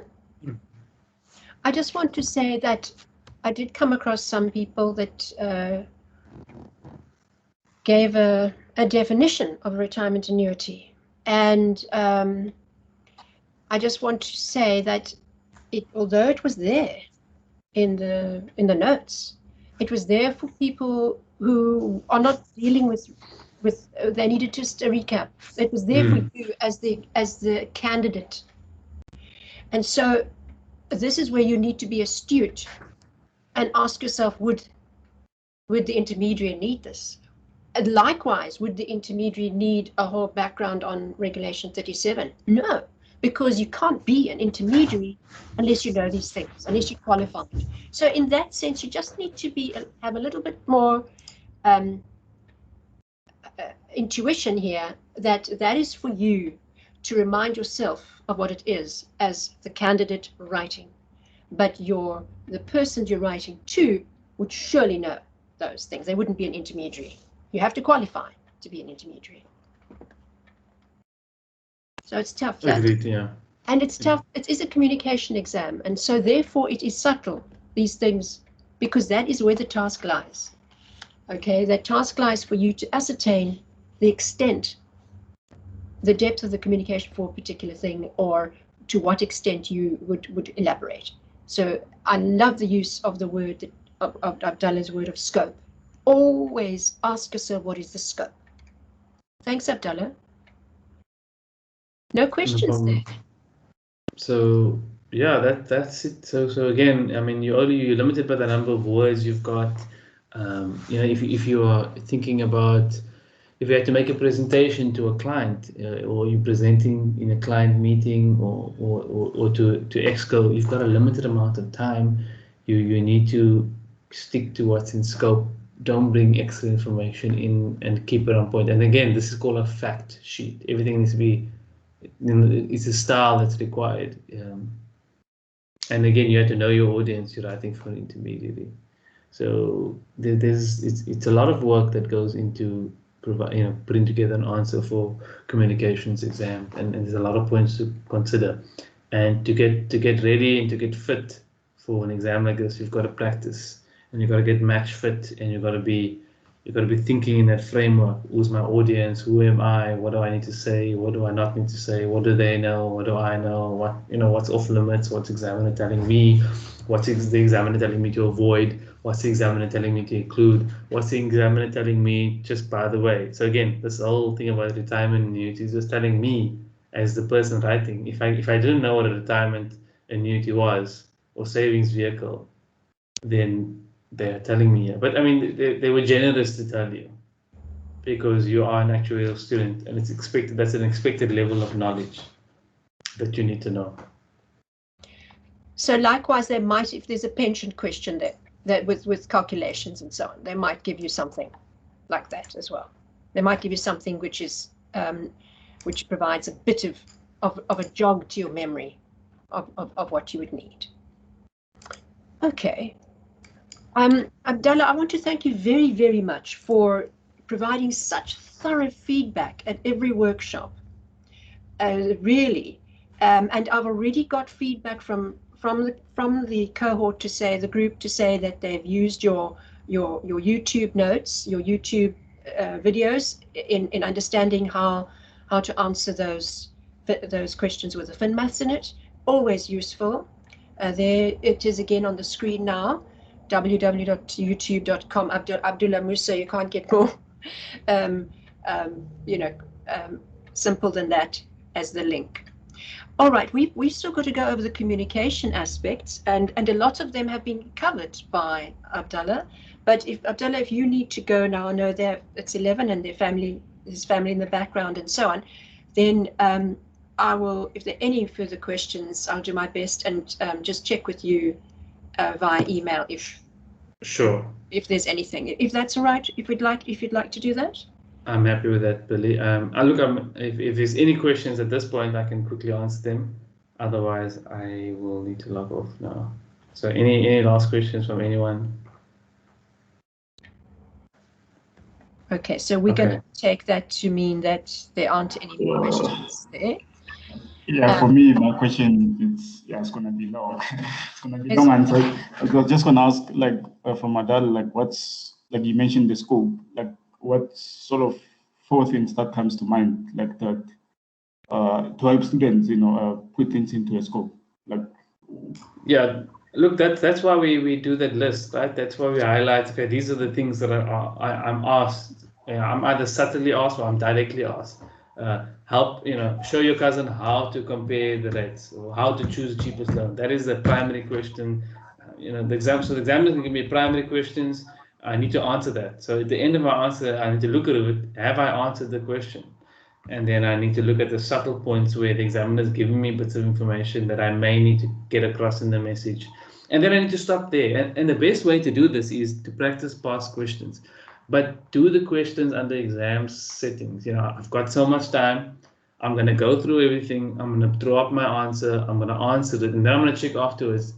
Was I on point? Was I in scope or was I out of scope? And then you may find, okay, I was mostly in scope. There was a couple of things I left off the table that I thought were obvious and I didn't have to mention. But now when I realize, okay, it's important for me to mention this because my target audience doesn't have all the information and the examiner's kind of being generous to me and telling me what I should tell them. But it's on you to pick that up. So if you practice like that, you're going to get into this way of thinking, and then you will probably get most of the points in the exam and pass, hopefully. Okay, thank you. Thank you, Abdallah. Thanks, everyone, and Thank you. good luck for your exam. You've Bye-bye. been great. Thank you very, very much. I'm Bye. sure I echo everybody's gratitude there. Thanks, Billy. Cheers, everyone. Bye. Bye-bye. So just quickly, Mhlakudi, also thank you for those questions. Unfortunately, there isn't a silver bullet for this because every exam is so different. But yeah, but I just want to go back to what we've got here. I'm going to share my screen again for you. And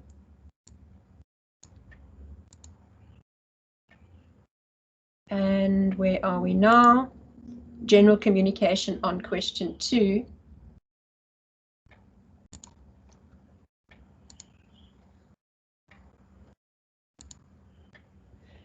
Can you see my screen there? Clearly, are you there? Can you see? Can you just tell me? Did you have a question? Okay, everybody, can you tell me if you can you unmute yourself? Can you see the screen? Yes, we can see. Great, thank you so much.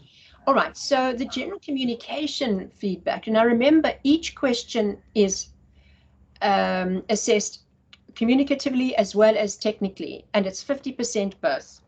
So here we had 5 exemptions on this question, 2 borderlines, 5 borderline fails, and 5 fails. So it's, you just have to go back to your individual feedback, and I think that the communication markers were very good on this question and technical markers to give you detailed feedback. Now, what have we got here? Most lost 2 to 4 marks for word count. So that would mean if you didn't, you get 0 if you don't give a word count. So you must always give a word count. And then, of course, it's too much or it's too little, then you would get 2 out of the 4. And it's generally about 25 words either way. So most were too long on the fact sheet, and one was over 700 words with 4 scenarios. So there, that candidate went overboard on it. And for in fact, for the communication marker, it was too complex. So, but it did pass technically, that one. So it is a fine line between the two, but always remember your target audience. And there again, I've said it before, students not indicating their word count. And okay, so this is a question. What do you count in the fact sheet? You don't, I was wrong here in my lessons, and you don't actually count the word fact sheet and the title and the logo. You don't add those things. You start from the introduction, all right? And possibly the date. So that's another thing. I was also asked a question about the date. Now, each scenario is different. With this particular one, I think it's important that you do put a date, because it's for the intermediaries between this time and in it are a number of dates, and before the 1st of December, when it is, or the 31st of December, whenever it is, that the new regulation comes into being. So it is also important that the intermediaries would know, oh my goodness, we were given sufficient warning about this. So, you know, just the date, the month date is actually all right. But yes, sample answers on the ASA website of all the questions regarding fact sheets, they don't all give a date. If a date is pertinent, then you put it in. Okay. But if this fact sheet's it's universal and it's going to be used whenever, then a date wouldn't help, because then it dates it. Okay, so you've got to use your common sense there. All right, so you can see the rest that's on the screen there, but the biggest confusion was the target audience. And I just want to take you now to the exam paper, all right? And on that exam paper, it is actually very clear. Where's my word? Sorry.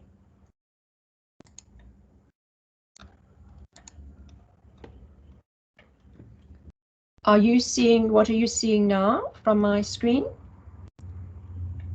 Anything? Nothing. No, Nothing. The question paper. Are you seeing the question paper? Yes. Okay, great.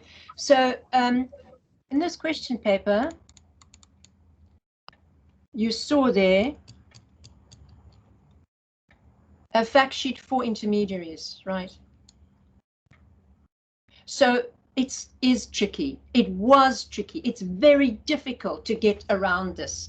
And I acknowledge that you might also want to give the intermediaries some indication about the clients, but you have to look for it. And in fact, it's not only said here, it's said in other ways. It's for the intermediaries, but they didn't say a fact sheet for intermediaries, but it is said at least 2 or 3 times elsewhere again about that. So please, that is when you just simply are not looking for what you need to do. All right, so now I just want to share my screen again.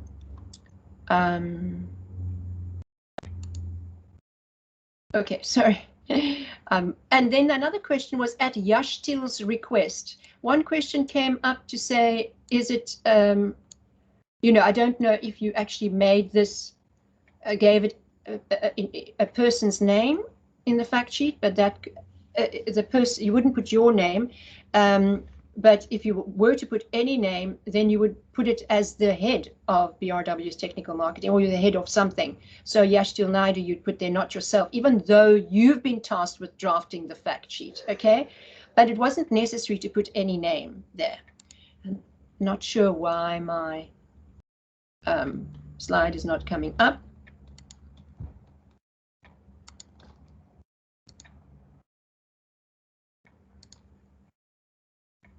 Okay, here we go. All right, so now we're back. So what I want to show you is go over in the fact sheet, all right?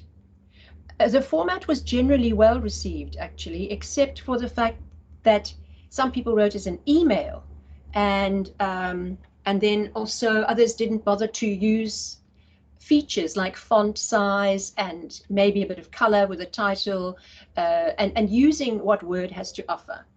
I'd like to also say that fact sheets are not very common in the exams, but they do come up every now and again. So I was obliged. Yes, there's a question. Yes, Billy. So I just wanted to check because the question says between, is it 550 and 650 words? I had 641 and I was penalized all 4 marks for not meeting the word count because I was over. So I'm assuming there was an error there in. Yes. Okay. So you can take that out then.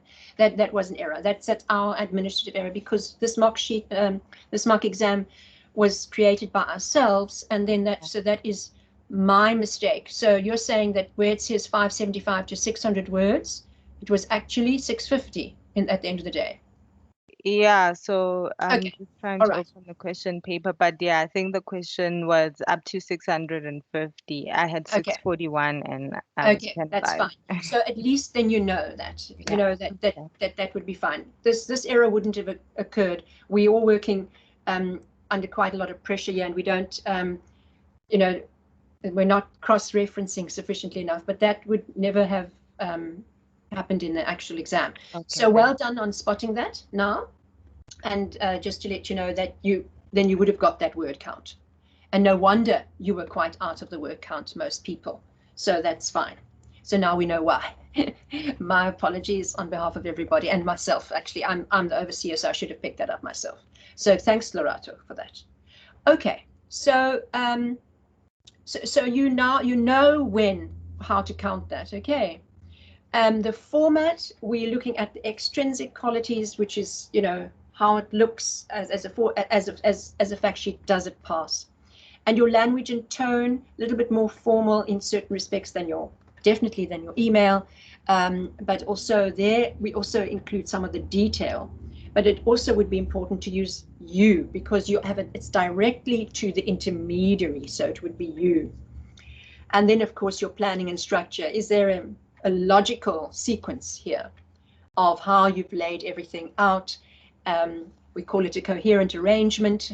And is the language and, is the structure of the sentences coherent as well? We had an earlier discussion about that, about explanations and so on. And then, of course, your overall impression. So as you can see, once again, this is really the 4, 6, 15, 15, and 10. It's usually about that. All right. And so in one respect, it's great, but in another respect, you can see it could be subjective. So if you don't get the fact that it should be for the intermediaries, then that would be very difficult to get an exemption. You wouldn't get one for the communication aspect, at least. Okay, so, but I'm going to go over a few more questions relating to correspondence. But what I wanted to say is, I want to clarify some things about the virtual exam queries. But before I do that, let me just also say that this exam, we did the mock exam, and it wasn't very technically demanding, but it was demanding from a written perspective, because you had 2 pieces that you had to write. And so you had to write, apart from the writing that you're doing while you're preparing, maybe 1,400 words at the end of the day, right? Now that's a lot to write perfectly in 3 hours. We don't find it common to have 2 written documents in an exam. So that's all I'm saying. They would be quite different, the format. So here we made fact sheet and we made the email, and the email wasn't, as I think, as demanding as the fact sheet from a written perspective. Okay, so now some questions on the virtual exam queries. We have people here who are writing the virtual exam, right? So these are some questions. Are we allowed to have our exam permit with us during the exam? No. Nothing else than clean scrap or rough paper is allowed. You should know your candidate number or write it down on your clean scrap paper. And are we allowed to split our screen and have the question paper on half the screen and the answering sheet on the other half? And yes, you may. So that was a very important question. Are we allowed to have our download folder open to rename the templates and open up the files? We recommend you save all files in a new folder on your desktop. You can access this folder to save and upload your files. And here's another long question. Once we're done uploading the files into Examity and click Finish All, the option I get to end the session is access or retrieve password before given the option to end the session. This is different to what was shown in the video. So there is a big explanation for you. Also, I don't see the box to end session until I click the Finish All button, which is the access or retrieve password dialog box I get. Does that mean I'm doing something wrong? So please listen carefully here, or read it carefully, what the response is for you if you did do this virtual dry run. And it is, if your exam password is auto-populated and you can enter the exam, you are not doing anything wrong. The retrieve password box comes up as part of the authentication process, and straight after that, the close proctor session box, which you should not close, but minimize, and only close at the end of your exam. Please take note of those points, those who are doing it virtually. And sometimes the pop-ups do not load immediately, and it may seem you have missed one. So the key here is for you to relax and to give it time. So this is the tricky part of the virtual exam. Please just give it time to load. Some of you have no option to do it virtually, so that's very important for you. The format provided in the documents is that the format is that the format we should use, or can we change it? All right. So there are some non-negotiables. Your candidate number must be completed in the format provided in the header footer of the documents. And that is tiny. So it's not going to, in terms of PowerPoint, it's not going to interfere. So read the instructions and questions carefully, and if it doesn't restrict you to its format, that's a typo there, you may change the template format as long as you only open and write in the template provided and not open one of your own documents from your PC. So that's a very important one for those of you who have already been practicing for PowerPoint and you think you're going to get a version that's not going to work. So you can go in there and you're using the same template, but you can try the design ideas feature if you've been using it recently. And remember, Jared, who's a seasoned marker, also said that that was fine. Does anybody have any more questions on this, on the virtual? No. Okay. I mean, you must shout out because I don't have access to. Yes, there's a question. Is there a question? No question. Okay. Hi, Billy. I actually have a question. Okay, great. Go for it. I will not be doing it visually, but I'm going to be going to the venue. But I just have a question with the templates that are provided, right? Because writing it on the ASA account, you have the option to download the templates there. So I just want to know, like, are those templates like pre-formatted with regards to like spacing and things like that, or would we actually be given time to sort those specifics out? Great stuff. Okay, so don't accept the spacing that the template provides you. Okay, you don't have to. You're just going to be using that document, right? They don't want you to go to open up another document. So the spacing must be on that. If it's Word, right, you go to the ribbon at the top and you click on paragraph. Make sure it is left justified. Go down and into settings, I think it's called, and there you will have two blocks which are normally 0 point for the first one, and the other one often it's 8 pt. Just make that 0 pt, and then you move over to the right and it will see there multiple, single, 1.5 or what have you, and you choose single for your whole document. So if you need space between headings, all you do is press enter. If you want a bigger space, but you don't want a default space between paragraphs that is a double space. So rather use that single box there, because then it means if you've got a letter, then your address is in single spacing already, and we insist from the communication point of view that that should be single spacing. However, it means too that then after your address, you will have two enters, two spaces clearly. All right. And if it was set at double spacing, then that wouldn't be good at all. So it's better it's set at single and you press enter twice before you say dear so-and-so, and your subject line comes in after that. Ms. Lely, does that answer your question? Sorry, I'm the one who asked the question. This is Itumeleng. Sorry. Sorry, Itumeleng. Sorry, I thought. Okay, that's okay. There, I see you up there. No worries. No. So just to confirm what you just said. So under paragraph spacing, you go to the after. Instead of 8 pt, you put 0 pt, right? Yeah, I think so. Yes. And please. the line spacing is single. Okay. And then with like the font size, like are they particular with that, or it doesn't matter? It must not be less than 11, ever. Okay. Thanks. All right. On a Word document.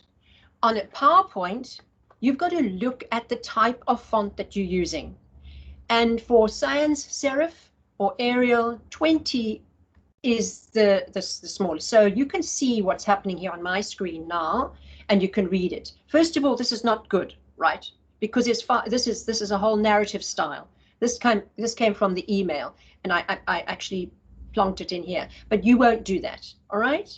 So don't take this as how you should do it in the exam. Make sure that it's 20, or that at least you can see it, because some Calibri 20 is too small, is a little bit too small. All right. And then we look at it. That's another reason why you must always save it in PowerPoint, right? Don't save it as PDF or anything like that. Save it just as PowerPoint, because you know, we all looking at it on the screen, and we make it a slideshow, and then we can't really examine people if it's different, if it's a different format. Okay, so here I had quite a number of questions also that came through. Thank you very much for the student who raised these, because it may have been on the minds of others. Clarify how to count the words for each document. So now we know. For a formal letter and an informal letter, and it's the same. It's also the same for the email. You do not add the address and the format of the email, but the address of a letter, the letterhead, logo, etc. You don't add that. It's just the subject heading or the subject line, and then thereafter the body. So the opening salutation and the closing is not marked as word count. And your fact sheet I mentioned earlier, your title is not included in the top half is not included. You start from introduction or background. Okay, so there we go. So there was some confusion about losing 2 marks, and you would have been confused about it because the marker didn't have the exam paper with them, and actually penalized you when you shouldn't have been penalized. I'm sorry about that. I think we would have had more passes. That's how significant that these 2 or 4 marks are, right? And the starting time, you were not penalized about the starting time at all for this last exam, the mock exam. And improving the layout of a fact sheet. Yes, you know, the graphics, right? Graphics are important, and you know, some of you did have a comparison before the regulation 37 before and regulation 37 after, and that worked quite well. So Selwyn also said, Jared also said, have a graphic or a table just so that you can enhance your communication. But you know, if it can't be held there, then it can't be put in there. If it's not enhancing the clarification of the message, then don't put it in there. So don't feel obliged to put it in there. It's just that you know, certainly for the email it was useful and it was required, but in the fact sheet you were giving examples. So your scenarios, you could have presented them differently, maybe in a block format. Okay, so you use that. And we did discuss about the date, and also in question 2, the question stated that you have been tasked to draft a fact sheet, hence I made up a name for the author and job title in brackets. Okay, so that wasn't necessary on the fact sheet, okay? And I did explain why Yashtil Naidu, if anybody, then Yashtil Naidu would be the name. So there's that. Okay, so any more questions there? Because I want to move on to I just want to go over the course that we've had. I want you to just stop me, hey, if you would like to ask a question. Your revision, okay, and your tips, basically, revision and tips come from the 3 major workshops that we've had, the lessons that are on the LMS, and of course, what we've said via emails, etc. And I just got a question now from Bongani, who can't place it on Teams. You would not include in the word count yours sincerely. You're quite right, Bongani. You don't. Okay, if you're still there, you do not include it. So that is correct. Okay, so on the 13th of March, we did the writing workshops. We had it in 3 tranches there. You recall that was so that you could actually get your planning and structure right, working under pressure. As Abdullah has said it, Jared and Selwyn has said it, the practice comes in under exam pressure. So what happened in this past mock exam is that you had these 2 formats which were very cognitively demanding on your language skills, and you had to do that in a short space of time. And so that was very hard on you. I just want to go over for the tips as well from Selwyn. You recall what Selwyn said. One of the big things that Selwyn said was, you mustn't be flustered. You should just be calm, because actually the time just races away from you when you are not calm. He also mentioned, making your notes about what you need, giving yourself time to check that you've got all those in. And also, I mean, the big part about it was that it's not a trick. The exam is not there to trick you. So trust that the examiner is leading you to what the response you need to give. And then we also had a strong tip from April 17th workshop from Jared, is the format, the actual planning. And you recall that he had those columns about the context and the examiner's notes, etc. Now that was very, very useful, that you must have a game plan. In fact, Selwyn also mentioned, have a game plan and stick to it, okay? With the technical workshop last week, it was very detailed, and it was fantastic because it highlighted where you might go wrong in answering certain things, okay? And then today, so we've had today's questions, all right. And then I want to just say, I would like to know if you feel that you know what your game plan is going to be, and you know what you're going to do between now and Tuesday. That's a rhetorical question. If you do not know what you're going to be doing between now and then, I doubt you wouldn't know, but let me ask you that. Okay, so that's a question for yourself. I'd like to end off by saying, is you need to ask yourself, whatever you've produced, if it's a presentation, if it's a letter, a fact sheet that you've done, an email, is there clarity? Will my audience, my target audience, understand what I have said here? Your clarity is very important, but with it is your coherence. So is it clear what this person needs to do if they need to do something?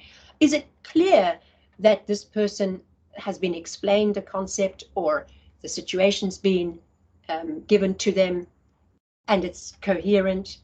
So the clarity now and coherence start to join, and ultimately, has my credibility as the actuary in this instance still being held, right? So I haven't been too familiar. If it was a client-facing thing, I have had the right tone. I have not advised when I've just given the information because I was not asked to advise, or I was asked to advise and I gave the recommendation. So as a tip in terms of what is happening for this exam, I think that you need to think about current issues. right? There's so much that they could use, considering we've had a pandemic. So last year in 2020, that didn't come into it at all, right? Into your question, but they could hardly not bring it in for this. So there's going to be something there, I think. And you would ask yourself, well, how was insurance impacted with, or your field, the field of actuarial science during the pandemic? So expect something along those lines. A lot of the time we are shocked when we go to that paper and it's something so different. But I mean, this is a worldwide phenomenon, and it's been here for over a year, and it wasn't in the last exam. That's all I'm saying. I have not seen the paper, but I'm just saying, don't be surprised if there is something there. So in your own mind, you could actually start thinking about things, right? How does it affect pensions, etc., short-term insurance, long-time, and what has been happening in South Africa with, what has been in the news and so on over that time. Not maybe just recently, because the exam papers are set long before the 11th of May. So remember the 3 C's, okay? Clarity, coherence, credibility. There's always one question that is not really, well, of late, over the past 5 years or so, one question that's not necessarily insurance related or specifically healthcare or what have you, anything within your 5 specialities, but there may be something where you have to apply your skills, right? Your actuarial skills. And then there's also the typical questions that you might be asked. So I'm going to stop this sharing now so that I can just see you one more time. Hey, Billy. Did you see that sharing? Either way, did you see the last screen? You did, eh? Okay, everybody. Yes. Caitlin, did you have a question? Flakudi, your hand is up. Yeah, I just have a question on, sometimes it's not clear for me when it's appropriate to use top-down approach or bottom-up approach, in answering some of the queries. I think that, so okay. For example, I think that, so Flakudi, you know what? The general thing is that you give if it's a letter or an email, you respond directly to the person if you are responding to them. For example, if it's direct response, you need to refer to the person who has written to you and what their query is. And that you need to give straight away, particularly if it's something that was incorrect that they'd assumed. So you won't say you are incorrect, but you would say something to the effect that I've looked at the figures and I can assure you that they are correct, although they may appear to be counterintuitive.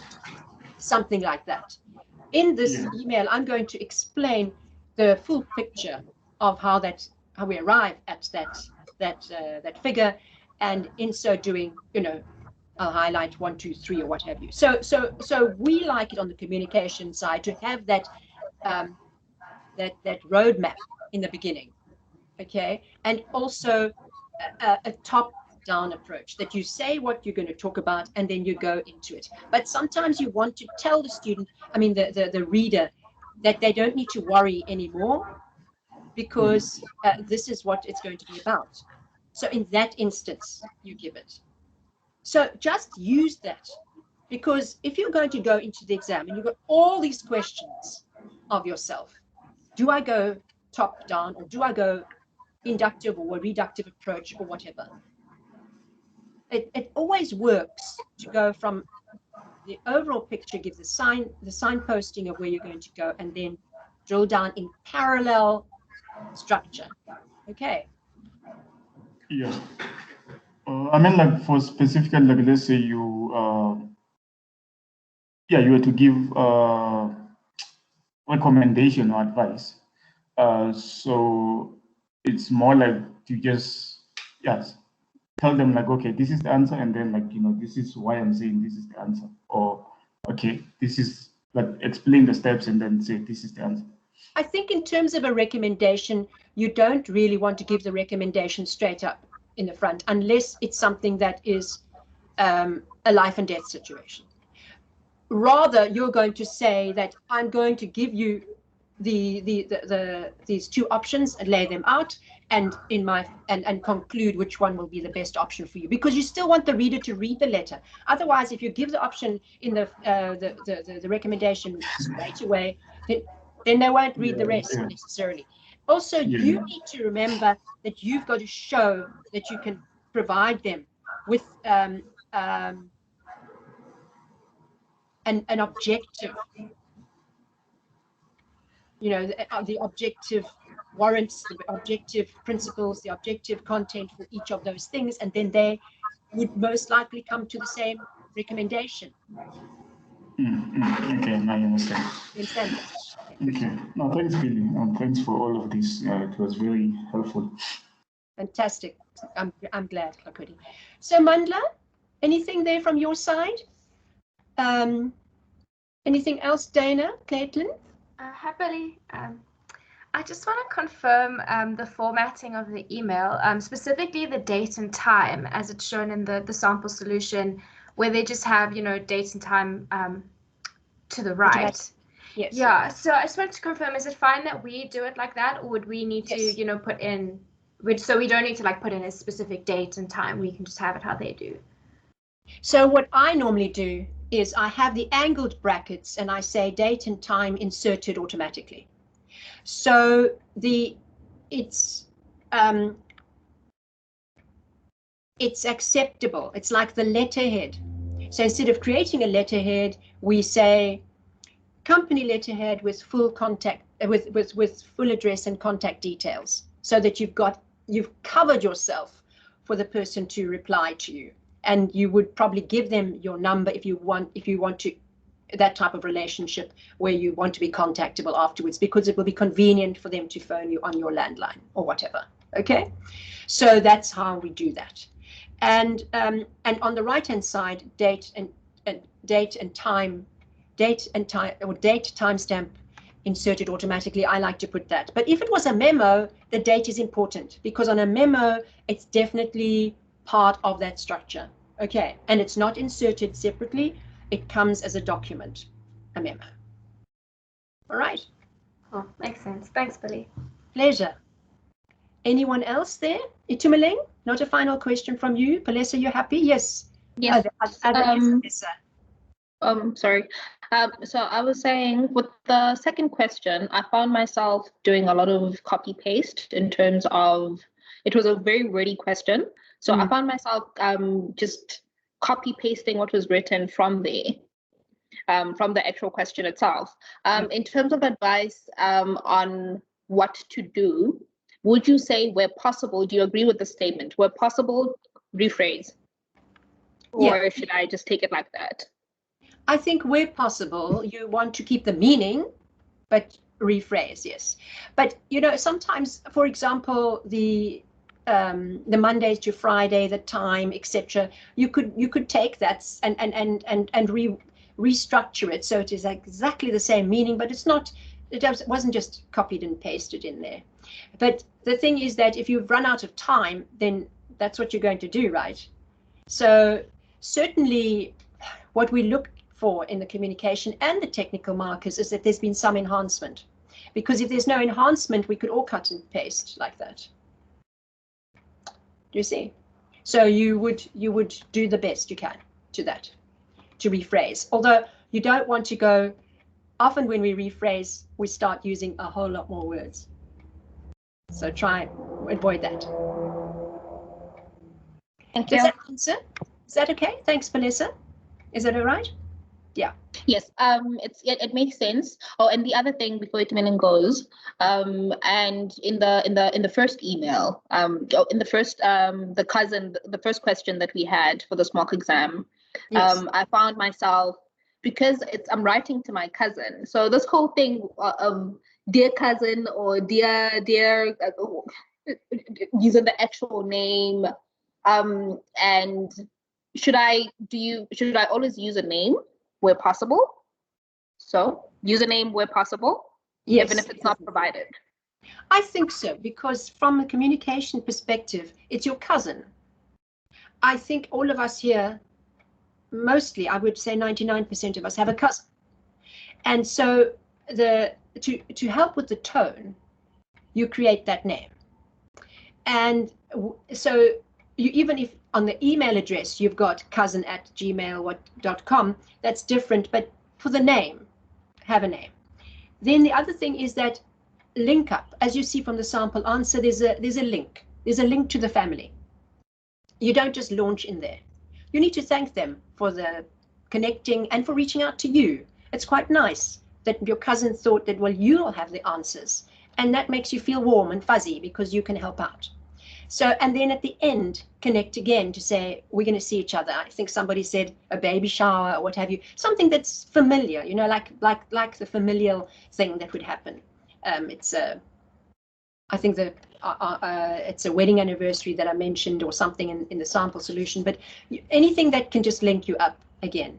So that, because otherwise, how will this correspondence separate itself out from being a form of correspondence to a client?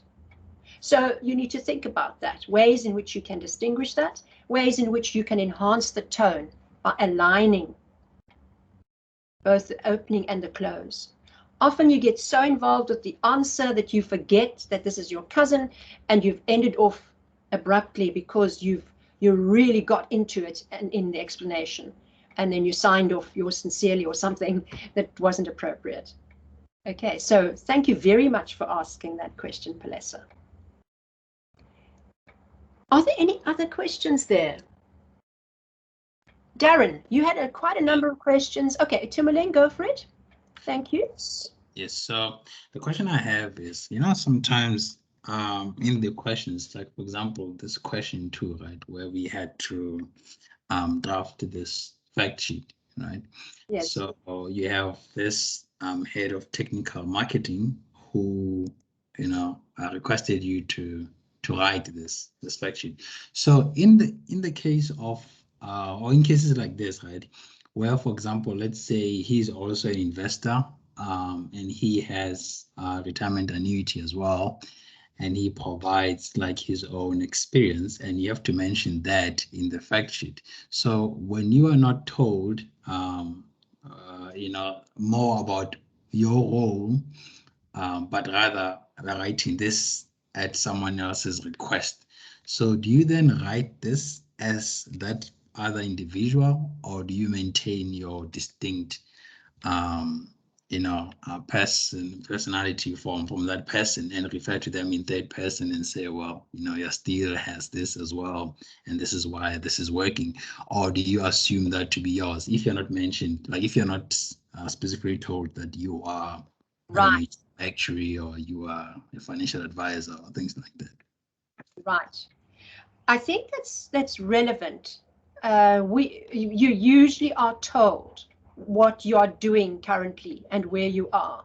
So you might be in the loans department, unsecured loans department of a bank, let's say, and they will say that. Or and in the first question it does say you work at the bank, but then it's your cousin. In this one, it doesn't specifically say, you're quite right, of where you are. It's just that you're an actuary, but this other person, you work for them, and they're in the marketing department. You work for BRW, and the Yashtil is in the marketing department. So you must assume in that case that you're an actuary, right? And why the marketing department comes to you, and this is often, I've seen it quite a number of times in past exam papers. The marketing department goes to the actuary to make sure that whatever they're saying in their marketing drive is correct, that they're not promising anything that cannot be. And so the actuary is very careful about that. And Abdullah said it a number of times, what you can and can't say. And he went into detail also for this particular question. So assume that that's the role. That's the credibility role that you'll take on, just as that actuary. If they haven't, you can assume that you're an actuary if they haven't told you that. So you wouldn't bring in your information. That would have no bearing on that particular question, your experience. You wouldn't label it as your experience, but you might have used it as an example. So you'll say, consider client A with this portfolio. But you wouldn't say me. All right. Does that answer your question, Itumeleng? It's a great question.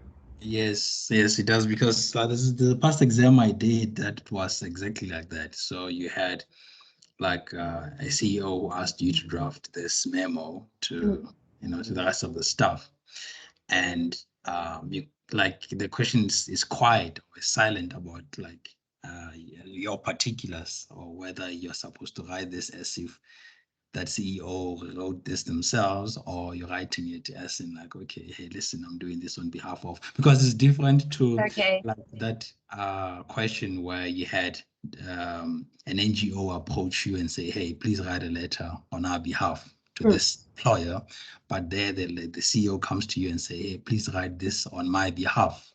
Okay. Saying 1, 2, and 3. So my question then is, do you assume like the role of being that CEO and write it on their behalf and not refer to them in third person? Don't refer to them in third person. You write it as if it's theirs. But if you're referring to that exam that was, I think it was May 2020, wasn't it? Or could it have been the 2019, December 2019, or what? No, May. It was May 2020, wasn't it?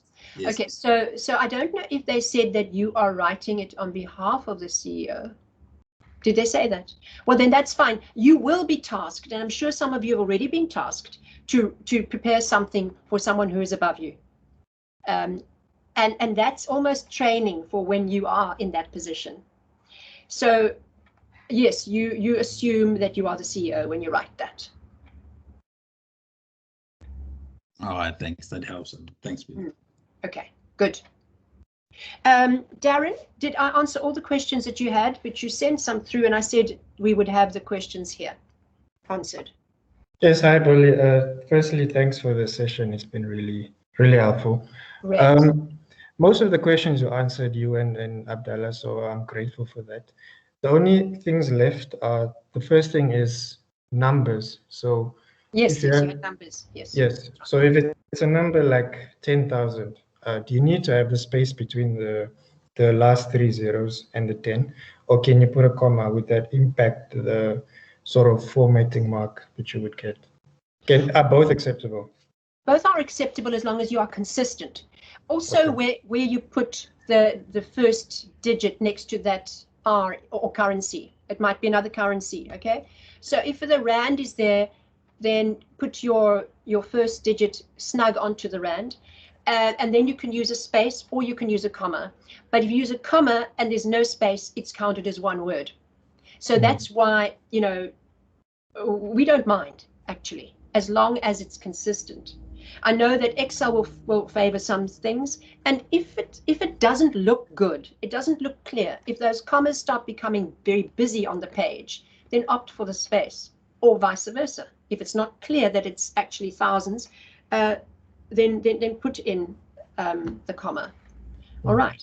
So it does depend, but the sense, we would seldom use the sense unless it is a specific answer that the person, it's the accuracy is vital for that. So okay, that answers it. Thank you, Billy. Okay, great stuff. And the last thing is, I've seen that there haven't been a lot of questions on, brochures, leaflets, pamphlets, fact sheets. And I know there's a general gist of what a brochure is and a fact sheet is, but where do leaflets and pamphlets fit in? Are they more towards a fact sheet, or are they more towards a brochure? Or does it depend then on the context of the question? Just depends on the context of the question. So the 2016, the October 2016 exam, that was a leaflet, but it was actually going into the person's account at the end of the month. So it came as if it was addressed to that person's details of their account that was in there. But their persuasion was important. So that was deemed as a pamphlet, not as fact sheet. So where you have to be sure, I mean, this passing information on to the client from the intermediary's perspective, it's important that the facts are correct there, and there isn't a lot of that's more important than the persuasion. So it's a terminology really that a brochure is normally associated with a product, and there's normally some selling point there. So you've got to read into that. Is this a medical aid, new medical aid plan that they want clients to take up, or people in the street to take up? Then you wouldn't have more of a sales or a persuasive line to it. So technically, the information is always what is technically required, must be in there. But communicatively, the brochure is more of a more persuasive. Okay. And then a leaflet, it's up to the examiner what terminology they would like to use. I mean, once the examiner referred to it as a fact sheet, whereas in fact it was a standard or a pro forma loan sheet almost. But fact sheet seemed to work better in that context for the person.